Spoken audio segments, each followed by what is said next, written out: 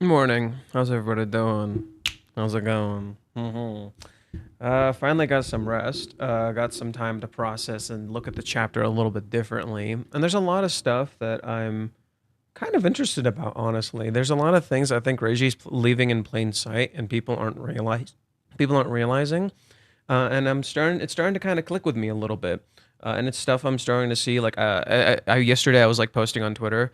Um, I'm not gonna watch any videos. I only have one, two, three. You only have me 3 hours.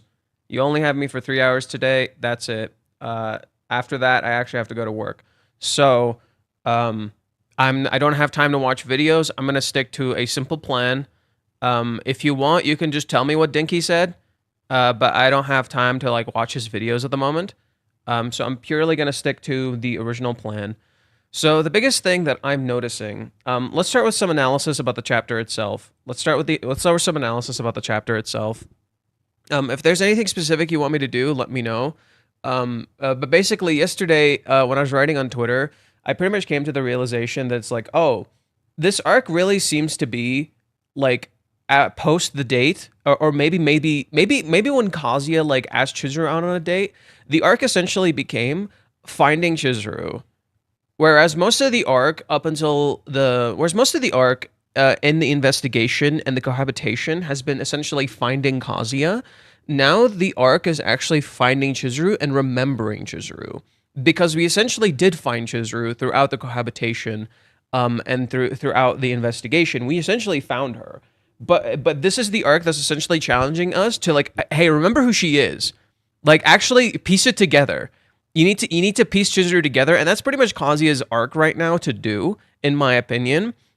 Initially, I said last week that I think, oh, maybe Chizuru made a mistake in not explaining, but I think Chizuru has shown herself more than plenty, and Kazuya has all the pieces to figure it out. And this is something you can see in the fact that when he gets home and he looks at the keychain and he looks at the ring. Chizuru gave him this keychain as he was about to leave. And while it's framed like it's not a big deal, she told him before she got it as a gift. So that should be sign one. She wanted him to have this keychain. This keychain represented trust. In contrast, you have the ring. Now, the ring was given to him after the rejection. However, like what had just happened, it is now an opportunity. The ring is now an opportunity. So he has two things with him. He has a keychain that represents trust and faith, and it's literally from Finding Nemo, which is literally about trust and faith, and literally like finding the other person and like growing up and changing and learning to trust other people. Like that's its whole fucking thing. In contrast, you have a ring, the symbol of commitment. And Chizuru told him, if I'm gonna date someone, like I'm gonna fucking commit to them. So this is about Kazuya essentially finding Chizuru. This is important because in the beginning, you're supposed to contrast what's being told to you with Chizuru herself. The point of this story is to create contrast, because this story would scare Kazuya if what happened didn't happen, if everything he experienced didn't happen. This story shouldn't matter to him anymore. Right? This story is meant to make you think, oh, something like this will happen. But in contrast, it's also telling you, look at the pictures. That's what it's doing. You have this dude telling this story, but it contrasts the pictures with that story. The pictures tell a completely different story in contrast to the story he's telling. Essentially telling you, look, stop looking at what you think you're seeing and start looking at what's actually there. And that's the point of this narrative. This story may become relevant, but it'll also play directly into that. That, no, that's not what's happening. Stop looking like that and start seeing what's actually fucking there. And that's the point. That to me is the point. It's literally, the story is literally telling, like, and this is why you have Kazuya's eyes open looking at Chizuru. That's the point. Chizuru closed her eyes and just went for it. She just completely took a risk. She just completely went for it. In contrast, Kazuya's eyes finally opened the fuck up. Now he's starting to see, and Kazuya needs to start to fucking see. Because throughout most of the day, he's not seeing her. He sees how happy she is, but he's not seeing how much she's struggling. He's not realizing how much she's fucking struggling in the day. She's struggling super hard. And how do we know this?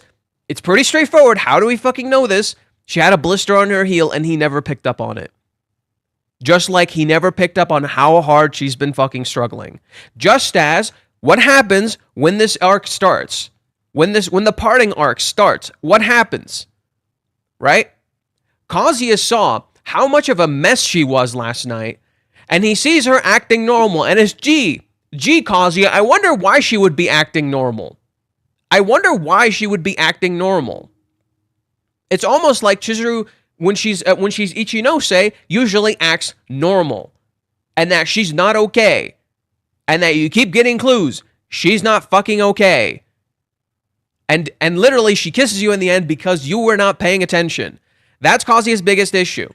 Chizuru is focused here. Chizuru is present in the moment. Kazuya, in contrast, is completely out of it. He doesn't hear the sound around him. He's completely out of it. Right? And that's the big thing. And now this actually reframes the scene where after Chizuru kisses him and Kazuya doesn't see her face, that scene is now somewhat reframed to the understanding that, oh, Kazuya doesn't see her face because he doesn't see her. He doesn't realize what the fuck just happened. And now he's starting to see her. Now Kazuya is starting, his eyes are literally opening up. He's not blind anymore. He's starting to see what's in front of him.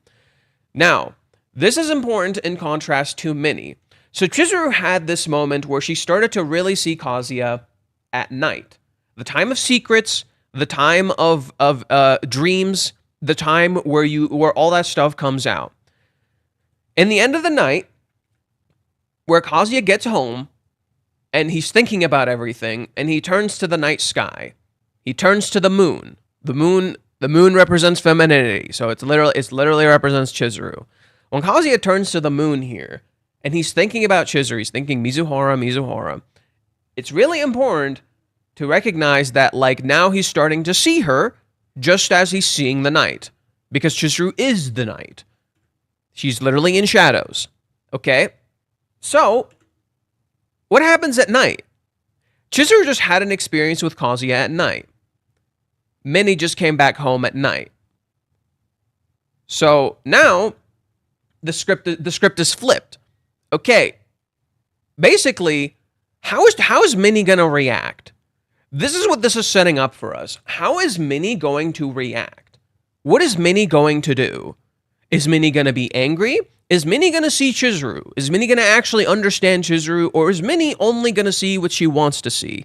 Because Minnie has shown signs before that she would be upset about this. So what Reishi's setting up here, the reason the text here reads, let me pull it up. Oh, I guess I only have one open.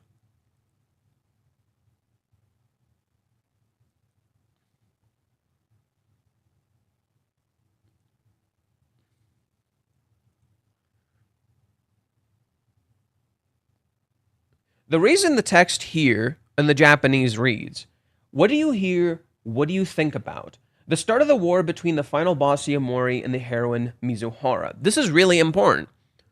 What are you expecting here? Is this gonna be a fight?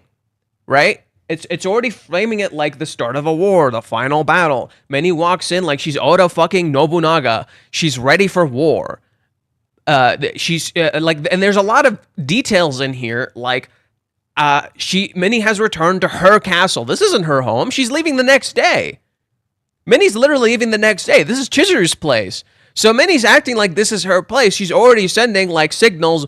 I'm pissed off. But is she? We don't know. She seems happy. She seems giddy. She's smiling. She's blushing. But she shouldn't be. Just as Kazuya shouldn't be so out of it. Right? Kazuya should be more aware of what's going on. And that's kind of what's happening here. Kazuya is starting to open up and realize things. But now where's Minnie? Where's Minnie in all this? We haven't seen what the fuck is going on with Minnie. So Reiji is setting up a possible conflict between the two. And I think that's going to be important. Now, the next time being something else actually aligns with Kazuya, possibly. Maybe Kazuya says this. Now, there's a few pieces it could be. It could be a whole lot of different things. One thing that came to mind is that something else could be referring to Kazuya realizing maybe there's just things I'm not seeing. And I'm not real. Maybe there's something else I did not notice. And I need to start paying attention because he hasn't been seeing Chizuru in this time. He hasn't been seeing, like, how much Chizuru wants family and love. How much Chizuru, like, deeply feels attraction for him. And how much she's had to restrain her attraction. Because when he's like, and this is something I said before, the cheer up date is a contrast to the current date. In the cheer up date, they hold hands, they walk together, they smile, even though it's an act. And Chizuru really opens up to him by the end of it. By the end of the cheer up date, Chizuru really opens up to Kazuya. And she was doing this all under the guise of Mizuhara. Okay, why doesn't she open up to him at the end of this date? She only opens up to him at the very end, and is not even completely open. She just starts telling him, like, you should hate me, I'm a bad person, I'm doing terrible stuff.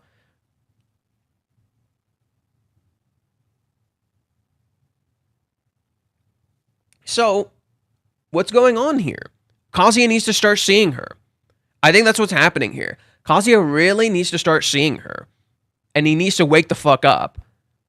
Because he's so busy looking at the things he's afraid of, he's not seeing her. He's making the mistake of not actually seeing his partner, but even though he couldn't see her, but by the way, you can literally see how he doesn't see her. Like, in this walk home, even though Kazuya is literally not looking at her, she's just on his back, right? Even though Kazuya is not looking at her, he says how much she means to him. And Kazuya never sees her face, right? Kazuya turns here, but he doesn't really see her. She's literally hidden. Throughout this entire walk, she's literally hidden, but he accepts her anyway, right? Chupto, say that one more time and you're getting banned. No more messing around, dude. So you got your warning. Anywho, Kazuya literally doesn't see her. That's the problem here. He's so busy looking at the things he's afraid of, he doesn't see her. So, what happens? Now, she kisses him. And he literally starts to see her. Right? She kisses him and he literally starts to see her. He stops seeing, what is Kazuya doing here? He's not seeing what the dude is talking about. He's not even thinking about what the dude is talking about. And instead, there's something interesting that happens here. He intentionally makes a contrast between how certain people in Western culture, like Paris Hilton, who's a very divisive and controversial celebrity, would act, and how Chizuru would act. He makes a distinction between them. No, she doesn't do that. He's literally starting to piece it together. He's starting to see her by being apart from her. It's literally like the point of a separation, if you will. Right? It's literally kind of like the point of a separation. So the separation shouldn't just happen just to happen. It should happen to get them closer, to give them meaning and purpose, to understand that better. And that's what Reiji is doing. They're not really separated. That's why Kazuya never says they're separated.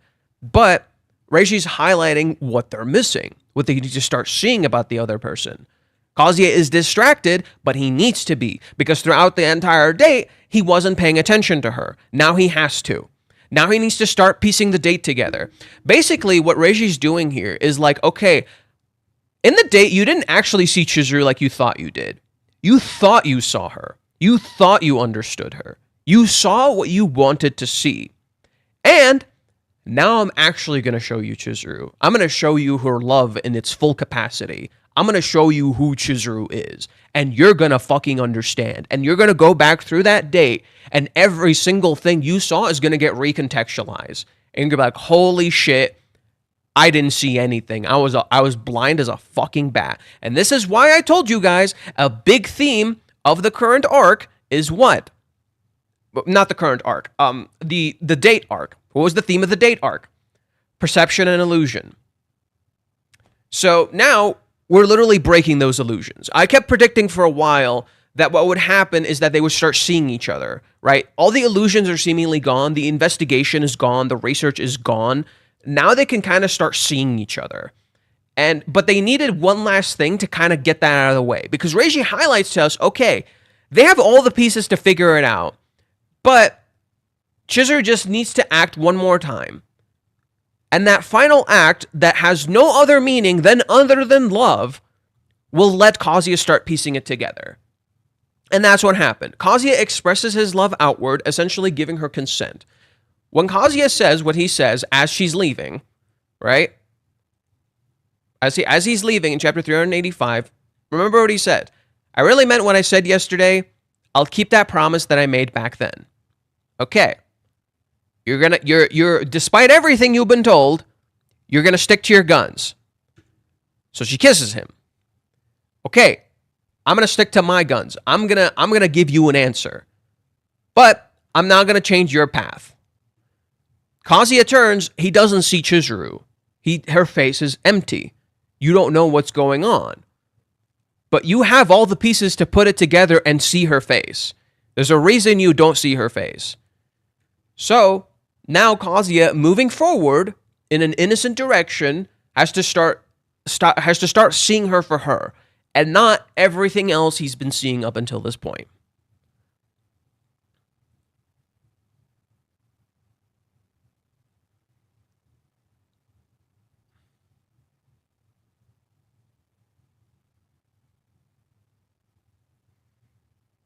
Okay. What else would I want to talk about?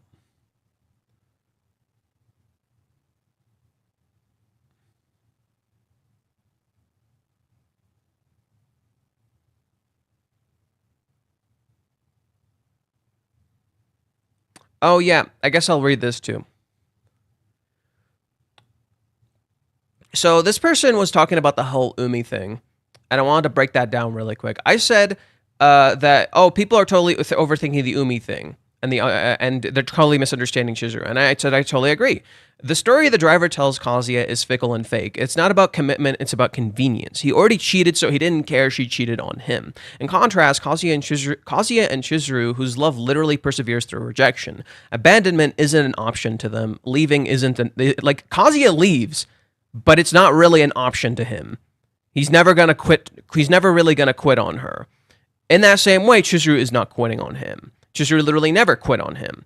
So what looks to people that Chizuru can't give, won't let Kazuya go, keeps stringing him along, is in reality Chizuru never giving up on him, no matter what. And this is another thing that I'll read for you guys, where people kept talking about how Chizuru is like stringing him along, but that's not how it works. Toxicity is when you can't let go, but don't treat the other person right either, right? So you don't let them go, but you don't treat them well either. So you never let them be happy. This isn't what's happening here. Chizuru actively tries to treat Kazuya right. Like literally actively tries to treat him right. Actively tries to be there for him. The entire cohabitation saga, she sees how like he's down in the dumps, depressed. He keeps telling her, I'm a burden, I'm a problem. And what does Chizuru do? You're not a burden, you're not a problem. I'm with you, I'm here for you. Never feel like you're a burden. I'm always here for you. Literally constantly. The entire fucking arc. She spends time when the dude who Kazuya is clearly insecure about shows up and professes his love for her. She goes on a date with Kazuya. Like, when she goes to the nursery arc with Kazuya, and Kazuya, starts talking about how, oh yeah, him being good at playing kids games isn't a skill. She's like, no, it totally is. You are skilled. You should give yourself more credit. Right? It's very strange to me that people will read that arc and read most of the story in the cohabitation and think to themselves, Chizuru's just stringing him along. Because that tells me you're seeing it like Minnie is seeing it. You're seeing it from an outsider's perspective and you're convincing yourself you're correct. When if you pay attention, you realize how much she's there for him. Even Kazuya says it right here, right? The difference is, right now, what happened is after the rejection, she didn't want to string him along, okay? But Kazuya told her, I'll keep loving you. So she gives him an answer. She makes a bet. She risks it all. I'm going to show him that I feel attraction towards him, that I want to kiss him. And if he doesn't, I'm going to kiss him because he didn't kiss me. And if he doesn't like that, he doesn't have to come back. I've given him the green light. If he doesn't want to come back, he doesn't have to come back. So Chizuru, essentially what she did when she kissed him is she showed her bad side that, like, I feel desire. I feel sexual attraction. And if you don't feel that, if this is not what you want, you don't have to come back. And this is why in this chapter, Chizuru looks sad here after the kiss. It's not the kind of image you think it is. Chizuru feels bad because she's just like, I did that. I might have bothered him. I feel bad about that. I feel sexual desire and he does not. And it's literally supposed to be a contrast of innocence and adulthood. That's the idea. The adult guilt and innocence. When in reality, Chizuru worrying about it that much isn't of itself innocent. Chizuru freaking out about it this much in of itself is innocent. What is holding Chizuru back from having a relationship with Kazuya? It's not simple. But right now, nothing is holding her back. She just wants it to be his choice. Right? Nothing's really holding her back.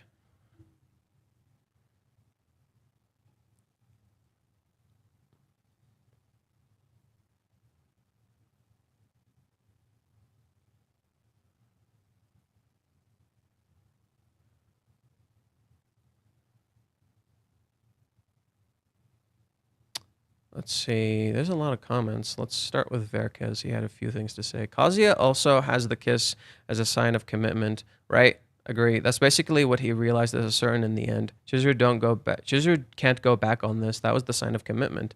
Yeah. Kazuya might come to the right conclusion based on the signs he was given, but Minnie has to be told explicitly. Correct.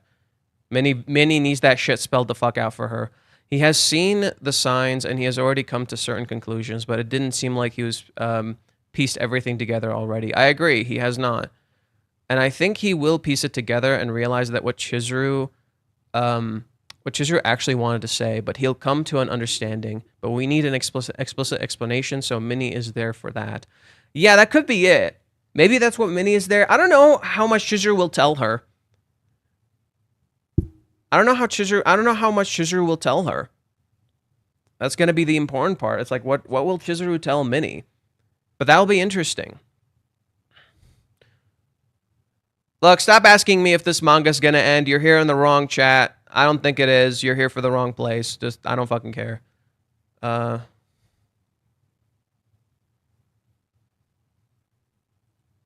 She looked expressionless when she saw Minnie. No, it's again that contrast. It's not because of Kazuya, it's again that contrast. Minnie is acting in a way that is counter to how she should be acting, considering she's about to leave. She's saying this is her castle. She's talking about all this fantasy shit. And Minnie is seemingly in another place. We don't know how Minnie's gonna react. Minnie was really excited about this. Minnie picked a fight with Chizuru in the past. Whenever things didn't work out. So Chizuru not really reacting is really important. Chizuru not reacting to Minnie is super important.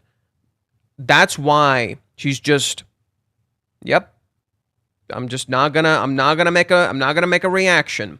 I'm just gonna let it play out.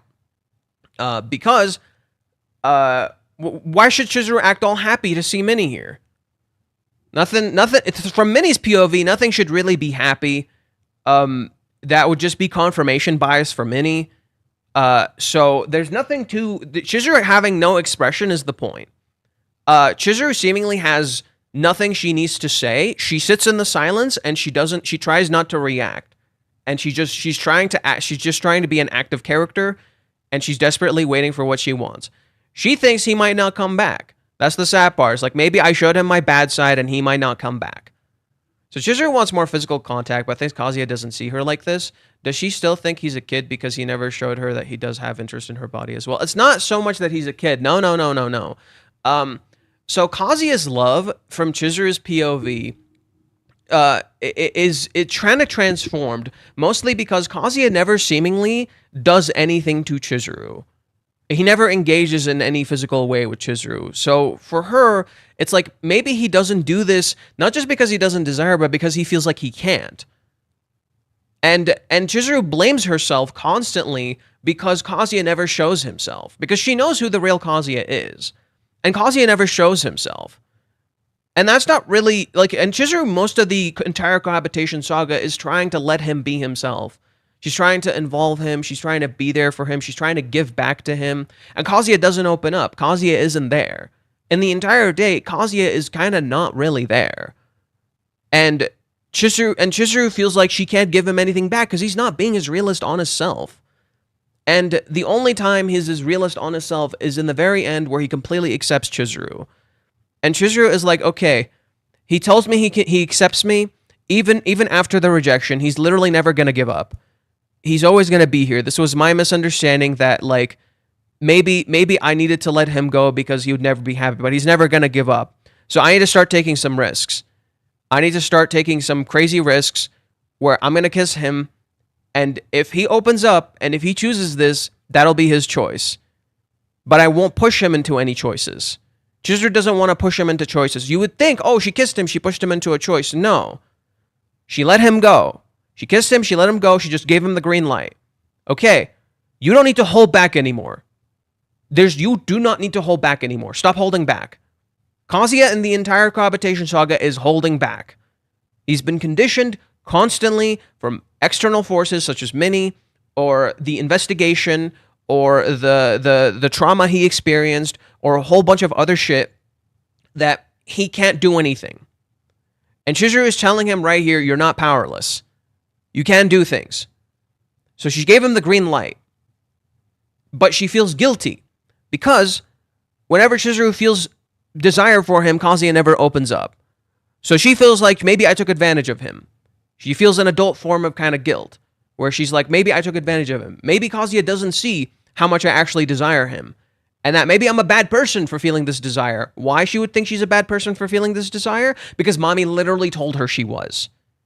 Mommy called her a back alley whore for kissing Kazuya, even though she knows Chizuru likes him. And she tried to be like, oh, you guys don't deserve him. And she keeps telling Chizuru, well, he has another girlfriend that you're taking away from him. Do you see the problems?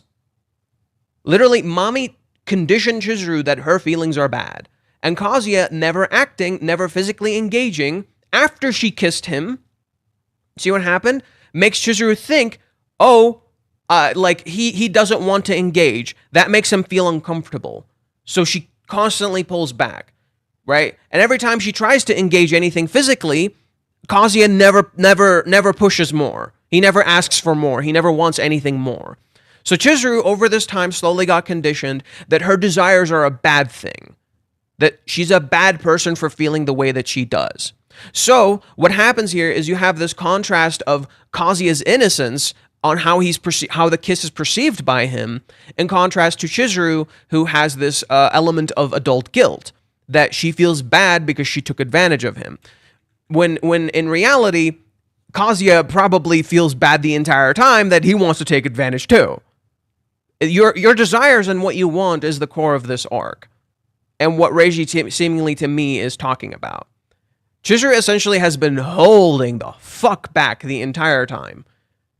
And you think Kazuya is, but so was Chizuru. They were both holding back a lot. And they just need to let it out. Chizuru was also holding back the entire time. She hasn't proven herself worthy to desire him. Pretty much. Remember Kazuya's entire argument in the cohabitation. I can't push. I can't make her feel like I want more. I can't make her feel like I want to kiss or do any of that stuff because I'm not ready yet. I'm not worthy yet. That's the illusion. Here, I'll show it to you. When Chizuru literally gives him the keychain, Kazuya says these words verbatim.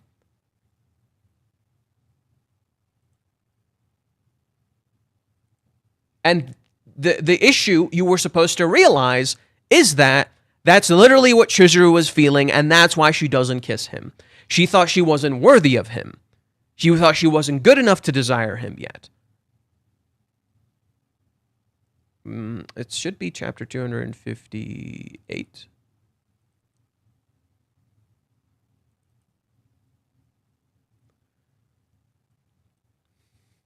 So Kazuya references Nemo by name. A spare key. Trust. I cannot betray her trust. I can't betray his trust. Right? I'll show her I'll become someone worthy. Now, let's go to a chapter where Chizuru is very guilty about everything. Feels super fucking guilty.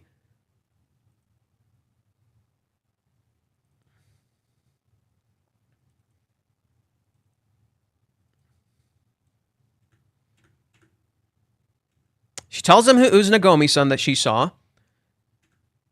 She's Kazuya in a wedding dress. She's already head over heels. She's already head over heels. I'm the one who should be apologizing, but I was speechless. After all, I'm still lying to her. After hearing such sincere words from her, I don't even have the right to apologize. I need to hurry, I need to hurry, I need to become worthy. When I first made a video on this, I literally called this imposter syndrome. And it wouldn't be wrong to think that. Chizuru literally thinks she's not good enough when she's more than good enough. And she doesn't see it in herself because she's trying to reach this impossible goal of I need to be good enough.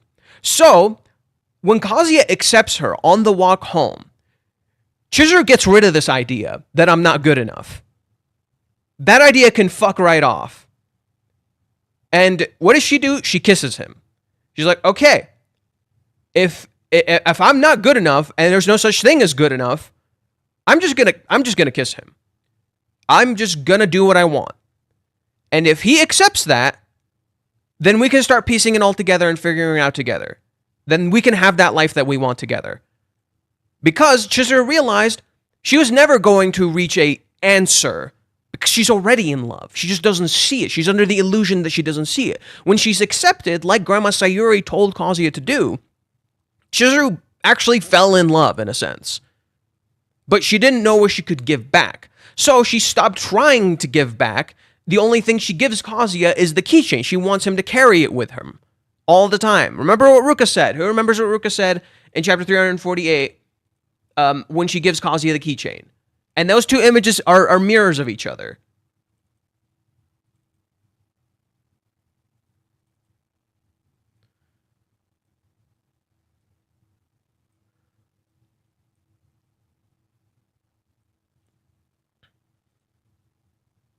Oh, wait. One more back. 384.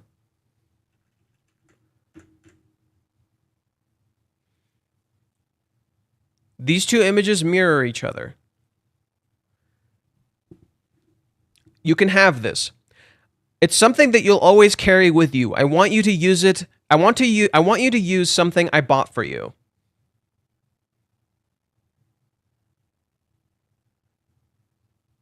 She doesn't say this, but that's clearly her intent. She gives him something because she wants to give back because she loves him. Right? So she wants to keep giving him stuff. And that's what's going on. That's literally what's going on.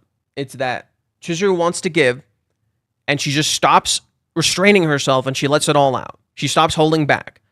When she stops holding back, she's like, okay, now it's his choice. He knows what I want. He knows what I'm going to give him. He knows what I can give him. He knows what I want. I showed everything in that date. I said everything that I felt. I let it all out. He knows what I want. Now, if he chooses to still be with me, okay. Chizuru probably still feels not good enough, but since Kazuya accepted her even when she has proven herself completely unworthy, the worthiness doesn't mean anything anymore. No need to be worthy. Correct. That idea of worth is stupid. That idea of like, oh, you need to be good enough to be in a relationship is fucking stupid. Because it stops people from truly changing and growing. Because you stop setting yourself to an expectation and you change because you want to, not because you have to. In a relationship, don't change because you feel like you need to. That's not a relationship. A relationship does not demand you to change because you think you need to. You should be accepted for who you are. You should change because you want to. Do you want to evolve? Do you want to transform? Do you want to become a different person? Okay, that's fine, right? If you want to transform and you become like a better person for the person that you love, great. Don't transform because you think you need to. And that's the illusion of the date. The date is them literally trying to constantly transform because they think they need to. In so doing, they became someone completely different. They didn't become who they wanted to be. Chizuru never reached worthiness because she never reached Kazuya. Kazuya was so busy trying to give perfect answers, he didn't realize what he was doing the entire day was the opposite of what she wanted, which is to have him open up to her and be honest to her. So she never reached worthiness. She never thought she could give him anything because Kazuya was never opening up to her. He never showed himself. Do you guys remember Kazuya? Before, like during Hawaiians? Whenever he would give compliments, they would be detailed. He would say a whole lot. And afterwards, all he can say is, "You're cute." That's it. That's all he's got in him. That's all Kazuya can say to her in the date. "You're cute." He doesn't touch her. Most of the compliments he gives her in his head. You see this in the Isekaya too. Most of it in Kazuya's head. He doesn't say anything. So, in other words, Kazuya should accept her just like Chizuru's grandma said. Yeah, he did that. Kazuya did do that. Kazuya did exactly what Sayuri said. In that walk home, he did exactly what Sayuri said.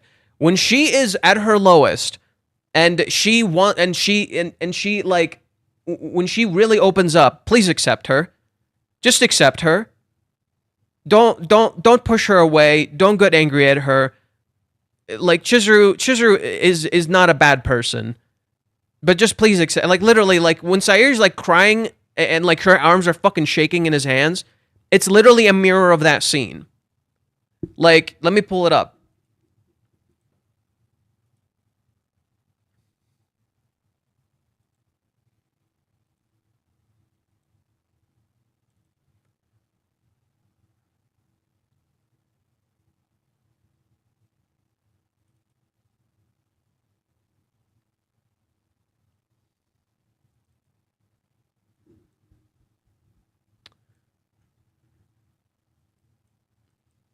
You know, Kazuya, I think one day you're going to make it big. I'm sorry, but you might be expecting too much. Instead of doing what Nagomi does, what does Sayuri do? She praises him. No, you got this. You can fucking do this. Right? Easily manipulated. In reality, Sayuri's doing what literally Grandma Nagomi's failing to do. Which is that she thinks Kazuya can do amazing things. Maybe she wants him to do amazing things, but she places that expectation on him first rather than telling him you are good enough. I'm sure you can do it, Kazuya. A fine, strapping young man like you. Oh, I don't know. I'm sure of it. I have an eye for these things, you know. Well, if you say so. And it seems to me that you're already plenty strong yourself. Me? Nobody's perfect. Sometimes we get lost. Sometimes we fall down. We know that we're weak and we know that we're fragile. But still, we get back up again and again to pursue happiness. That's life. The true potential of human beings lies in the fact that even in our lowest moments, we can still rejoice in the success of others. We can learn to accept and live with all our feelings as they are. Accept your feelings as they are, not as they should be. That's something you've learned, Kazuya. You've unlocked that potential. As far as men go, you're one of the biggest out there. Chizuru is not very good at accepting her weaknesses. Instead, she hides her weakness by wearing her strong persona like a suit of armor. In a sense, she's truly an accomplished actress. But she can't keep the act up forever. One of these days, she will need someone who can show her true. Oh my God. But she can't keep that act up forever. One of these days, she will need someone who she can show her true self to. That's why I ask that you please take care of our Chizuru. She's shaking. Of course she is. Chizuru is family to her. It must be painful to feel like she can't help. I can't just say some cliche like I'll always be there for her. That'd be too irresponsible. What I can say is, I love her. I love Chizuru more than I've ever loved anyone before. Those words are good enough for me. Let's pull up chapter 383.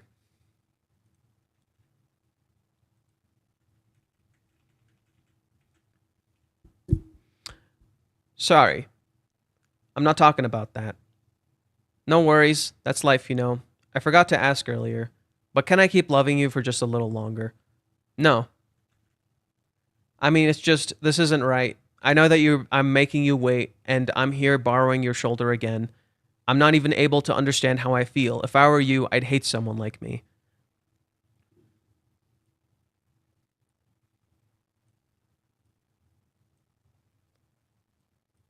It must be painful to feel like she can't help or do anything right.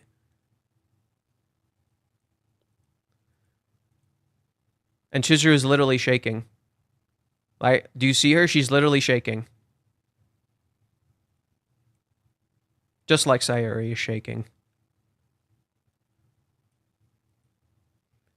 Come on, what are you talking about? It's not your fault you got a blister. Plus, I just couldn't stand seeing you like that. Besides, remember what I said? I'll wait however long it takes. I've been thinking, you believed in me back then, Mizuhara, so maybe it's my turn this time too. She can't keep up the act forever. One of these days, she'll need someone who she can truly show herself to. She showed him how much of a fucking mess she is. She's shaking down. Her voice is probably cracking. She's literally on top of his back. Everything about her is a complete fucking mess right now. And he told her, I'm gonna keep believing in you. It's my turn.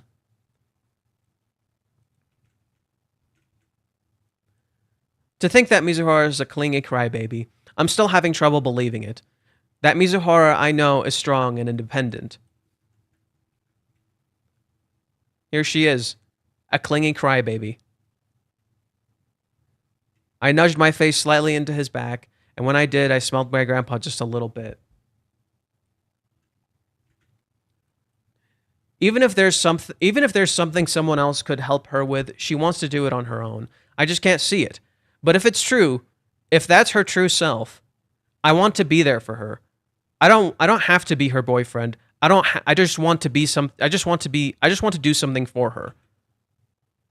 I want to live up to Sayuri-san's expectations. I wonder if I can be the man she thinks I'm capable of becoming.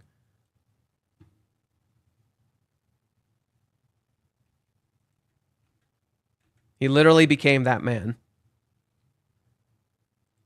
Kazuya literally transformed that night.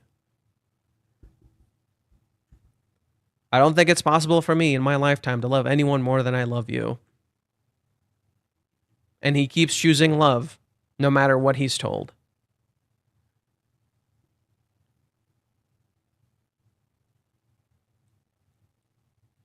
And what happens after this chapter, I ask you? Chizuru shows up at his place. She tells him, I lost my key.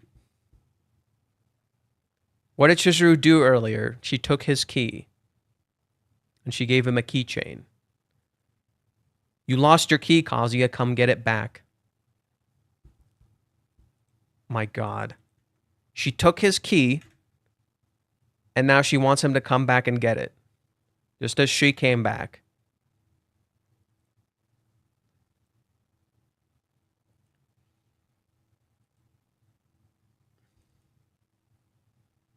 After they have the mommy incident,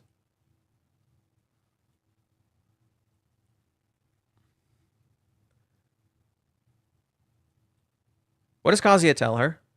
I wasn't much of use to you this time, but in my life, if life ever gets you down and you can't talk to your friends or folks about it, you can always talk to me about it. Kazuya was there for her before. She could talk to him before. But she couldn't do that for a while, could she? My parents, they aren't around anymore. She opened up to him. My dad left when I was really small, so my mom and I went to live with my grandparents. Mom passed away shortly after that, though. By the time I entered high school, Grandpa had also passed away. I say my family, but it's really just me and my grandma. Come to think of it, I did think it was weird that it looked like no other family members had come to visit. When he was still alive, right? So notice how he's piecing it together.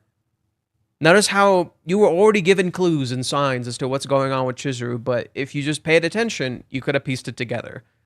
When he was still alive, I made a promise with Grandpa that one day I'd be a real actress. So before Granny passes too, I want her to see me on the big screen. That's my dream. Is that cringy? To be honest, the fact that I'm a rental girlfriend isn't a big deal. I'm not some idol or up-and-coming actress. I'm just a normal university student with some starry-eyed dream. I'm really not a horse you want to bet on. And Chizuru constantly tells him this. People say, oh, she's stringing him along. She literally constantly tells him this.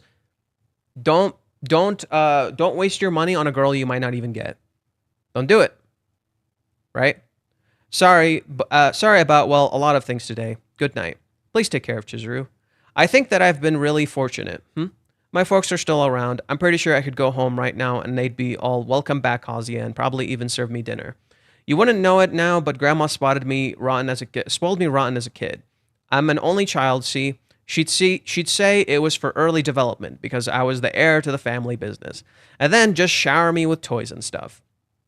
Compared to you, Mizuhara, I've had a really easy life. And where was I going with this? But you know, lately I've had this feeling that I'm beginning to see my own future. So you're saying that I'm not really against inheriting the family business, and I don't have anything that I particularly want to do either. The store manager even wants so far as to say I'm wasting my life, right? This is grandma. His grandma said this to him. I'm grateful to my family for raising me, and I want to pay them back somehow. Ever since I was born, the thought that inheriting the family business is sort of my destiny. And that's fine, it really is. But it's just that, looking at you, Mizuhara, I can't help but be impressed. Accepting her true self, supporting her, it's nothing as grand as that. What am I even trying to say? You work so hard for your dreams, and you don't give a damn about your haters. And with that, the thing with the play, any other person would cry their eyes out. I want your dreams to come true, I really do, and I hope that the day comes when I'll be able to see that for myself. So what I'm trying to say is, I want to stay by your side, just be with you, always. Can I? Would you let me? Always? Ah, crap, that sounded creepy. Stupid. If you say that you want to stay by my side, then I can't turn you down, can I? I mean, I am your girlfriend, after all. The image of Mizuhara's back that night burned into my mind. I hardly slept at all. I had no idea Mizuhara's childhood had been that hard. Her life experiences, her painful memories, she's probably had more than I can ever guess. I don't know if the words she spoke that night are her true feelings, her honest opinion, or just lip service. Either way, my feelings are the real deal. It doesn't matter if Mizuhara is a rental girlfriend or a friendly neighbor. It doesn't matter if I'm a customer or a boyfriend. Even if everything we have will come crashing down, I still want to be of help to you. It's not some passing fancy. These are my innermost feelings.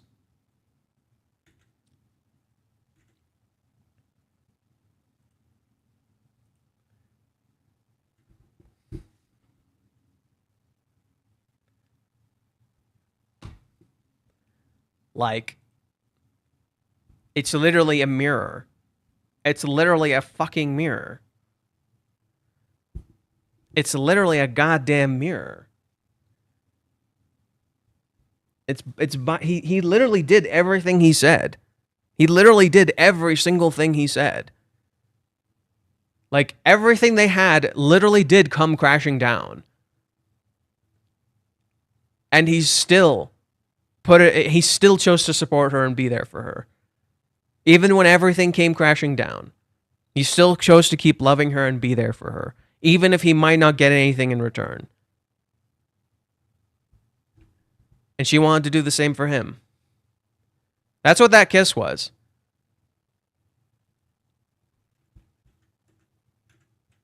I'm gonna do this even if I might not get anything in return. But he's gone, and it sucks.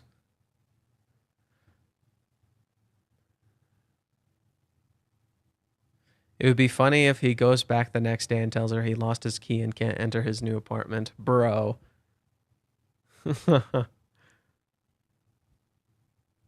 Let's see here. Chizuru can't accept a relationship even when she doesn't feel good. Even when she doesn't feel good enough, she will grow by being in the relationship. Correct. Minnie is. See, that's the thing about Minnie. She's literally right and she's wrong. She's right in that, yeah, they should just date and figure it out, and that's how they could do it. She's wrong in that she keeps trying to push them into it instead of letting them make that choice. Minnie is right and wrong. Minnie is both the divider and the unifier.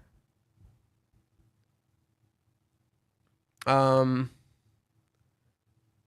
For now, I guess we can go to.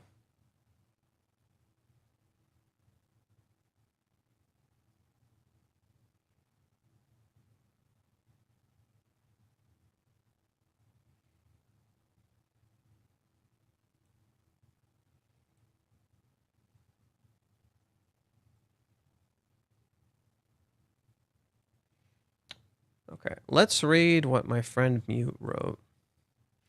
Reflection and thoughts on satisfaction level 386. The theme this time is what is the meaning of the kiss? Kazuya's words here, their meaning is something that has no meaning. But was there really no meaning?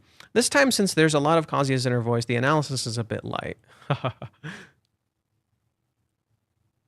A taxi driver boasts about his youthful exploits. There are plenty of people, not just drivers, who eagerly share stories even when no one asks. But Kazuya, with no patience to listen, ponders the meaning of Chizuru's kiss and what it means for him.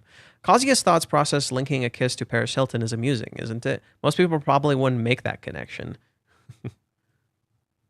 He's right, though.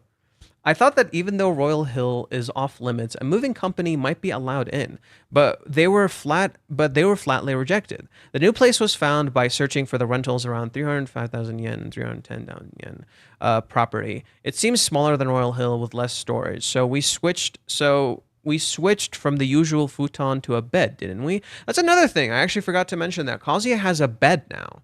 He has an actual bed now. He doesn't have a futon. Which is different. He's always had a futon. Now he has a bed. I'm curious if there's like some sort of symbolism to that. Kazuya himself is aware that he was rejected. Therefore, he believes that Chizuru's kiss was not of affection. However, just as he starts to gain confidence that Chizuru wouldn't do it lightly, seeing the ring returned by Chizuru brings him back to reality.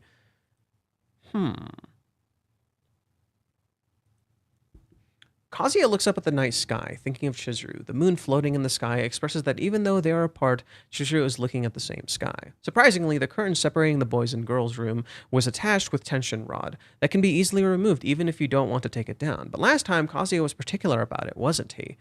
Yeah, and Chizuru tells Kazuya, Chizuru literally tells Kazuya, like, oh, I'm gonna take it down with Minnie, but she took it down before Minnie even showed up. Did you guys notice that? She took it down before Minnie even showed up. So she wasn't she was hiding that she could do it on her own. Unlike the meticulous Chizuru, the fact that things are left scattered in the hallway is likely a deliberate comic choice to emphasize the end of their cohabitation. Yeah, that is something. Let's look at that, huh? He's right, though. Right, that's just in the hallway. It's folded, but it's in the hallway.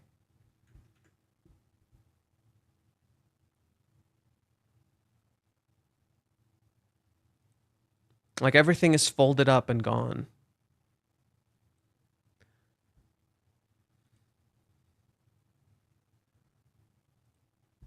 Looking at the room without Kazuya, what Chizuru thought about was the loneliness, and at the same time, the meaning behind why she kissed him. For her expression, it could be interpreted as there was no particular meaning. It seems that even Chizuru herself doesn't understand whether the impulsive act was driven by romantic feelings or not. No, that's not how I interpreted it. Returned to the castle was Iamori's-san. The place she sent to for work was Nogia, right? Miso katsu as a snack, Oda Nobunaga goods, and a golden shishiko shirt are so blatantly Nogia that it's like no one's this much of a Nogia native, right?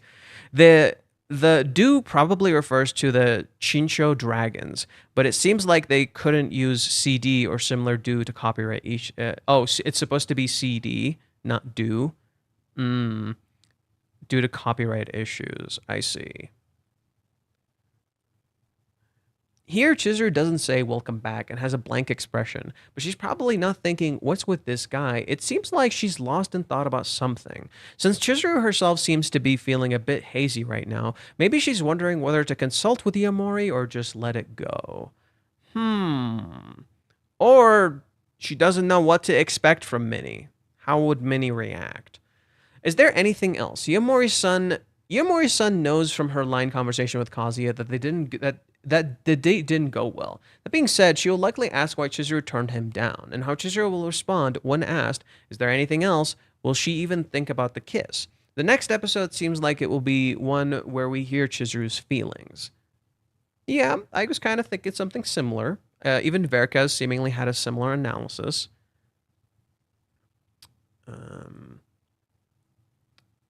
Is there anything some other people posted? Nothing. I could read my quick analysis that I wrote. So I talked about how like it's the beginning and it's a beginning and an ending, and you have a contrast of unity and separation, but then you also have a contrast between innocence and adulthood. So the opening plays into this contrast where the driver mentions his past relationship ending, and you see a green light and a road sign reading "New Unripe Plum Highway." So you have two contrasting things: an adult conversation that's full of betrayals and lies and adultery, contrasted by a green light and a path that says "New Unripe," like it's brand new, Plum Highway. When talking about finding his ex, you see a couple crossing arms happy together and no other party, right? So you see them walking, there's this dude, but nothing happens. They're just happy together, they're just smiling. There's no fighting. So in contrast to the fight that he has with this dude, you see two people who aren't fighting. Finally, he says he learned Brazilian jiu-jitsu and beat the guy up, but had another girl, so he didn't care about he didn't care that the relationship ended. It's contrasted by two kid dolls happily kissing for 500 yen, and then the car driving forward. And this happens to be the same thing Reiji posted, and the taxi moving forward to a new destination. So whereas he talks about how he didn't care about this ending, in contrast, Kazuya is going to a new destination. The opening page reads, "The innocent drive towards you, rushing into the best new chapter." There's a contrast of innocence and adultery at play here. Whereas Kazuya and Chizuru's love is innocent and pure, the driver's story is messy, full of lies and betrayals. The Kazuya is in a taxi called Nakuno. How fitting that the driver has Umi's name when speaking of betrayal and lies. But that doesn't match Kazuya at all. As he says his line, "It was 20 years ago," a reversal of Kazuya waiting 20 years. His voice fades, and Kazuya's voice begins to take over the page, right? So Kazuya's voice suddenly takes over the page. What the driver said doesn't matter, or maybe more accurately, it's to say it would have mattered if what happened didn't happen. Now it doesn't matter. It's literally not them. All that matters is their great new story that's ahead, not this old man's past, but a bright future. Interestingly, the title of the chapter is the reverse of the post-Hawaiians, whereas with Chizuru figures out the kiss, it's now Kazuya understanding it, and it doesn't need parts. He figures it out in one chapter. It having no meaning is the meaning. It happened because it can. In chapter 235, which is part of the girlfriend in the kiss arc, Minnie is given the green light by Chizuru to ask questions, saying she's ready for war. So in the official translations, it's a little bit different. In the fan translations, they translated this line right here as she stopped digging her trench, or she stopped digging into her trench. Here, it's like she's ready for war. And Minnie says, "I guess it's okay if I pry a little bit," whereas in the fan translations it says it's she gave me the green light. Now it's reversed, right? Maybe it's supposed to be Minnie giving Chizuru the green light to ask questions. Maybe it's Minnie who's supposed to actually be the one who has questions, right? And Chizuru should be the one who has to like answer stuff, right? So that's the roles are similar, but they might be in reverse. Okay, now Minnie is back and she proclaims herself as Oda, like Oda Nobunaga, because she went to that one particular place, right? The great unifier of Japan. She's ready for war. Chizuru, cooking, goes to Kazuya's room, silent, doesn't speak a word, no sound in the house, contrasted by Kazuya, who is all words. They mirror each other. Her thoughts are his thoughts. Her sky is his sky. Her silence is his words. Chizuru's intent is made clear without words. She makes total sense now, but instead of Kazuya showing up, Minnie does, and she's here for war, it seems. Oda Nobunaga never saw the unification of Japan. He died beforehand. This mirrors how Minnie never saw their kiss. In the end, his successor finished his mission. Her shirt is a golden shashihiko, which is a beast said to control the rain. It mirrors the koi transforming into a dragon. Minnie's constant talking contrasts both Chizuru and Kazuya. Minnie's eyes are closed, talking about castles and old daimos. Kazuya and Chizuru, on the other hand, have their eyes open. They see what's here and what's missing. Minnie doesn't. She's off in another place, another time. Minnie is the final boss in that sense. What do you say to her? What does she know? What should she know? Should we talk to her? Minnie may look like a unifier, but she actually divides quite often. The teaser, something else, isn't a question, it's a statement. Maybe it's Chizuru saying this, maybe it's Minnie, we can't really know. Two things that are given focus are the keychain and the ring. A Finding Nemo keychain, which represents trust and faith, and a ring, which represents expectations and commitment. Kazuya has both, given to him by Chizuru. Those are the answers in plain sight, his choices. He was given a keychain to always carry with him. She wanted him to have a piece of her with him at all times. The ring, though given post-rejection, is now an opportunity. He can use it. He can ask for her hand, and she may very well say yes now. Isn't that what he wants? The meaning of everything we know has been flipped on its head. This could apply to Minnie too, that she isn't a unifier but possibly a divider. Next chapter will be interesting. Maybe Kazuya or Minnie will be having their own investigation to understand Chizuru better.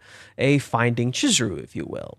It's also funny that Minnie calls this house her castle, considering she's supposedly moving out tomorrow and this isn't her home, it's Chizuru's. Is Minnie taking over the place by force like Oda would? What is she cooking, and what exactly is Minnie thinking? The innocence of the kiss is shown in how Kazuya thinks of Western culture and Paris Hilton, a pretty controversial celebrity. And right, people who know Paris Hilton would just be like, no, she totally would do this. But Kazuya disassociates Chizuru from that. Right? He disassociates Chizuru from these elements. Ironically, Paris Hilton might actually do this. Kazuya's innocence is contrasted by Chizuru, who looks like she's beating herself up about the kiss. This is where a secret meaning of the kiss shows itself. Chizuru always wanted to kiss Kazuya. In fact, she really wanted to, but thought she couldn't. Now she let herself go, and she feels bad about it. It matters in the theme of innocence, as it's the opposite, adult guilt. But that's the irony. Chizuru feeling bad about wanting to kiss Kazuya is in of itself pretty freaking innocent, especially that she thinks this much about it and feels bad about it. Not realizing the innocent kiss is just as, if not more horny than not realizing the innocent Kazuya is just as, if not more horny than her. This could be the something else, the hidden meaning of the no meaning of the kiss. Her desire, how badly she actually wanted to kiss him, how she wanted to kiss him on the date, even though she didn't show it, how she always wanted physical intimacy, and why she isolated. The curtain is also gone. The thin veil that stopped them from seeing the other person is gone. Every barrier is down. Kazuya just needs to be there to see it. This matches how in chapter 383 the editor text reads, "The curtain rises, like the stage is set." Considering how Minnie acted prior, I wonder if she'll be chill or actually pissed. I think that the expectations of how Minnie is going to react will inform Chizuru and Minnie's conflict. Will Minnie be a friend, or will she lose it? I think this is an important contrast to Hawaiians to strike, because after Chizuru kissed Kazuya, we got this. Okay, Chupto, you're getting a timeout. Shut up with the overthinking crap. I can't stand it when people tell me I'm overthinking. Okay, like just let people enjoy things. In Hawaiians, after Chizuru kissed Kazuya, both Ruka and Mami came up to her, and they told her she was a terrible person for this, right? And then Chizuru had to call Mami out. But this made Chizuru doubt her own feelings. What if Minnie does the opposite for once? Right? She did the opposite before. Would Minnie support her here? I think Chizuru needs some fucking support here. And if Minnie gives her that support here, it might change a whole lot. So basically, I hope to God, Minnie isn't a divider and in fact is a unifier. I hope to God. I hope Minnie stays friendly, dude. She should know the real Chizuru more here. She should know her better here, right? I think Minnie should look past herself here and actually choose to be Chizuru's friend. Okay, let's go to Reddit real quick. I can read some of the people's comments for now, see what people had to say. The blunt, bold, and the savior of the 3-month ghosting. We're back to this, I see.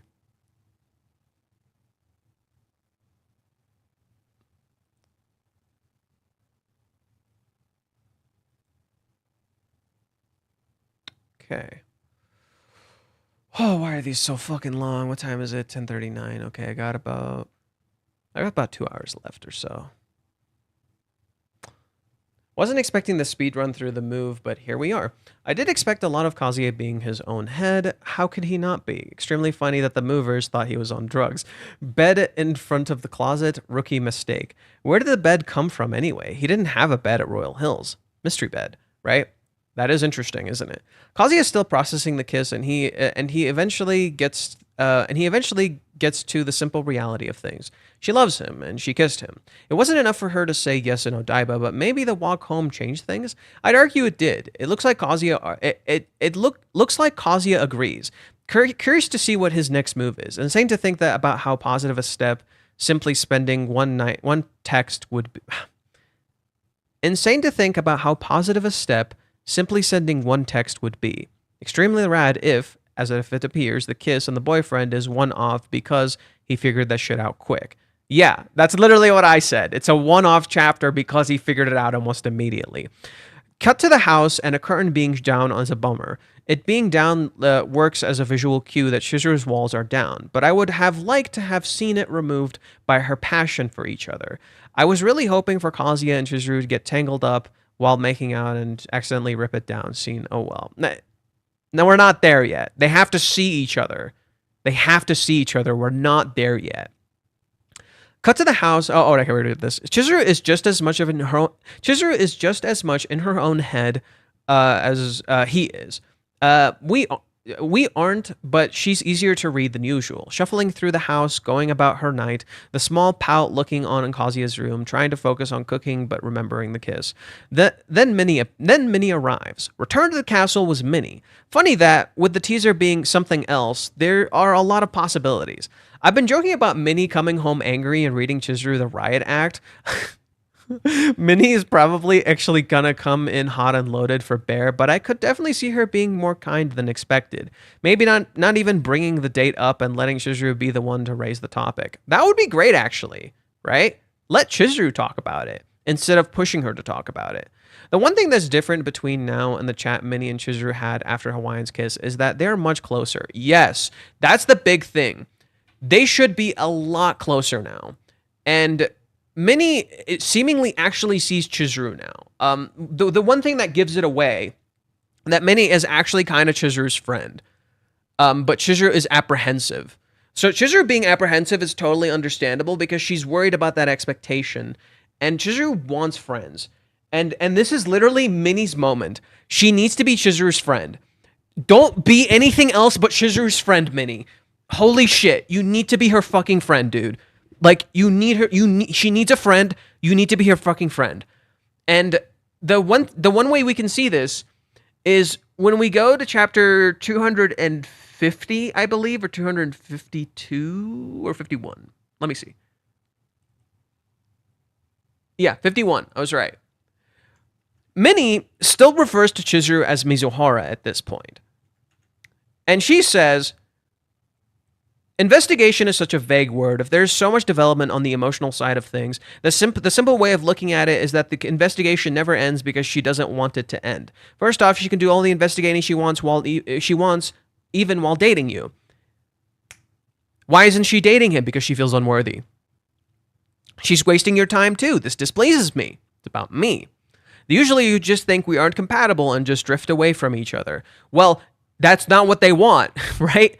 That's literally bro, a true partner, a fucking soulmate, dude, never thinks that they're like, I will always try to figure it out. Leaving is not an option to me.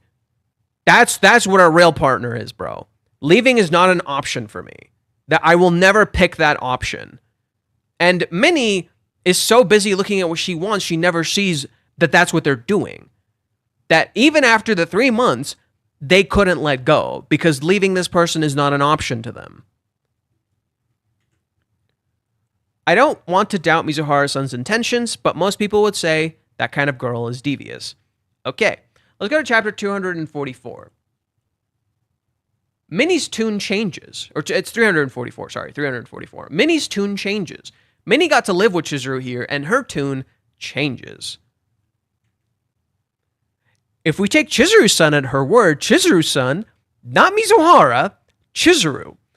then there are mainly two things she'd research: how Chizuru-san herself feels, and whether or not you truly love her master. There's always the possibility that she's discreetly turning you down, like a sly woman. But she gave off a positive vibe by saying she'd do research. But I don't think plus I don't think Chizuru-san's that kind of girl. What happened? Right? I want Minnie to not be angry. Minnie, for the love of God, don't react. Just let her be. Don't react. Just fucking talk to her. See what happened. Right? And we know Minnie is different now. Minnie is not the same person now. So she should break the cycle, right? Minnie is not the same person now. Minnie should break the cycle. Her cycle. Not Chizuru and Kazuya's, her cycle. Be an actual friend, right? Don't make Chizuru feel bad afterwards for what happened. Rather, just accept her. Literally do what Kazuya did. Straight up, just do literally what Kazuya did here. Right here. No way. While I'm grateful that you're on my side, I trust her completely. She would betray him. If she got angry at Chizuru, she would betray him. Minnie needs to not get angry. Minnie needs to keep her fucking chill, dude. She's got to keep her fucking chill. Don't get angry. Keep your chill. Don't tell her she's a bad person. If you're really on Kazuya's side, don't tell Chizuru she's a bad person and just try to figure out what happened. And I hope to God that's what happens. I trust her completely. I believe in Mizuhara-san too. I'll stand behind you two regardless. Okay. I think this is Minnie's big moment. This is Minnie's big moment. She needs to be a friend to Chizuru. She needs to not be like that person, right? Like, be a friend, don't be anything else. Be family. Be what you've been for the entire cohabitation. Don't be anything else. Here's hoping. Here's hoping Minnie doesn't do something else. We could get clues from chapter 379, I think. I think it's 379. No, 378 maybe? Or 377. That's 377. Let's see what she says. Those two are from the same college. Is she cute? She's super duper cute. No, not at all. But thank you. Do you think the two are going to get along well? I don't know yet. They've already gone on tons of dates and kissed at least 3 times. I mean, I just hope it goes well. It doesn't feel very eventful. Nothing was happening in the date. Nothing was actually super happening in the date. Literally, Reiji was fucking telling us nothing was actually happening in the date.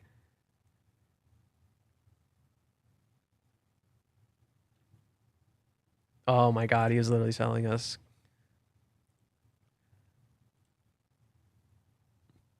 Hello, welcome.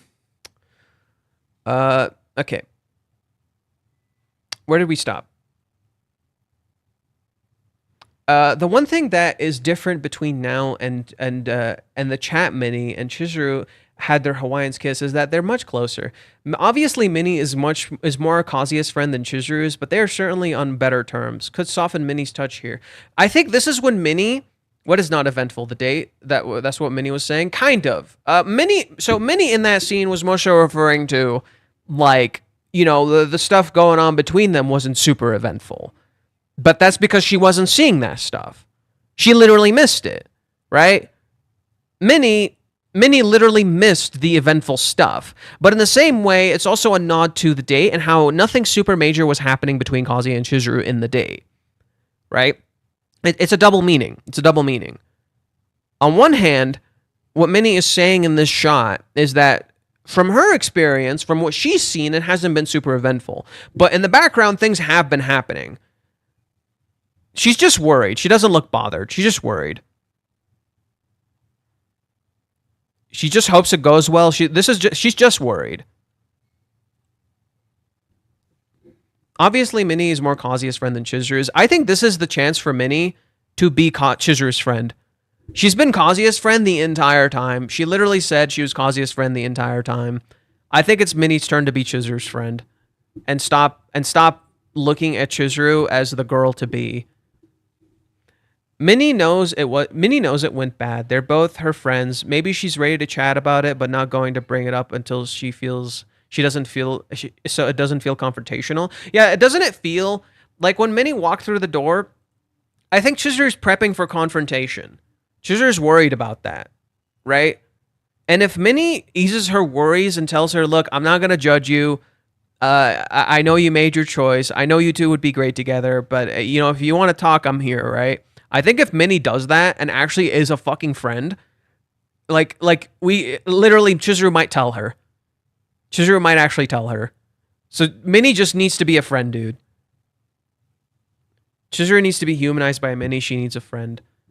She needs to be treated like a human, not to be humanized.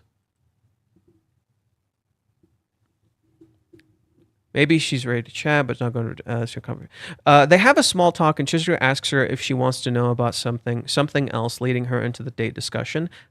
That could be interesting. Chizuru's that could work. That's a good guess. I like that. Chizuru being the one to specifically seek counsel from Minnie would be a big deal, in my opinion. Chizuru asks Minnie if he told her anything, and Minnie just shows her the two heartbreaking texts.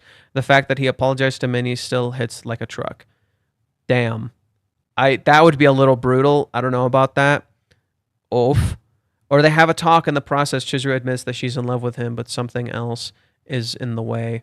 Maybe if she's willing to open up about her insecurities, it's Minnie that points out, aren't those problems you should be working out as a couple?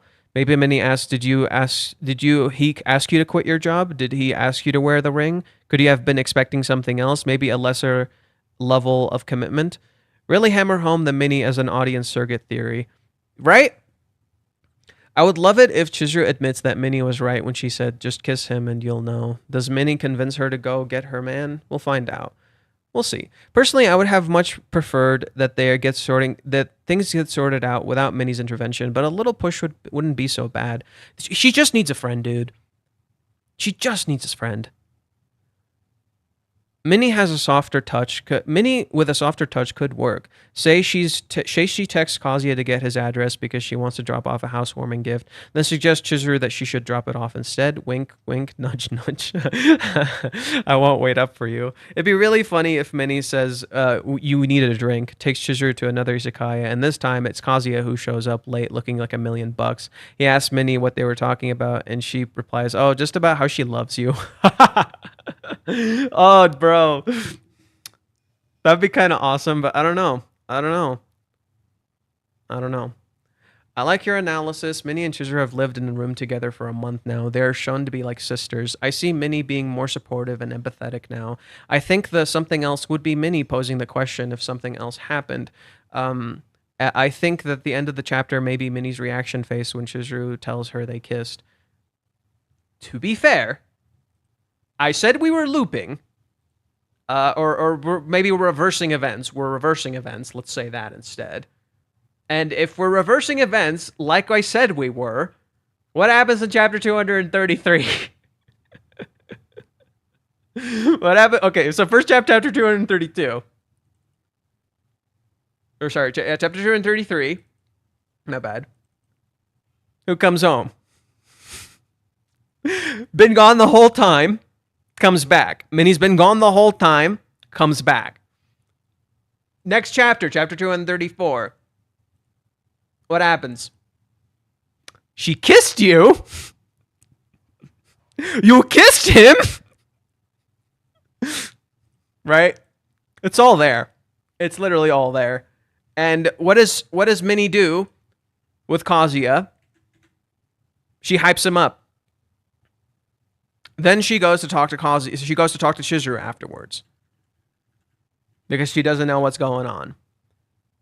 So, the events are now flipped. She goes to Chizuru first. She comes home to Chizuru first, not to Kazuya. So, the events are already reversed. It feels like Chizuru is going to tell her. I think Chizuru is going to tell her. I really think Chizuru may very well tell her. And you're banned. Random person I don't give a shit about. Anywho.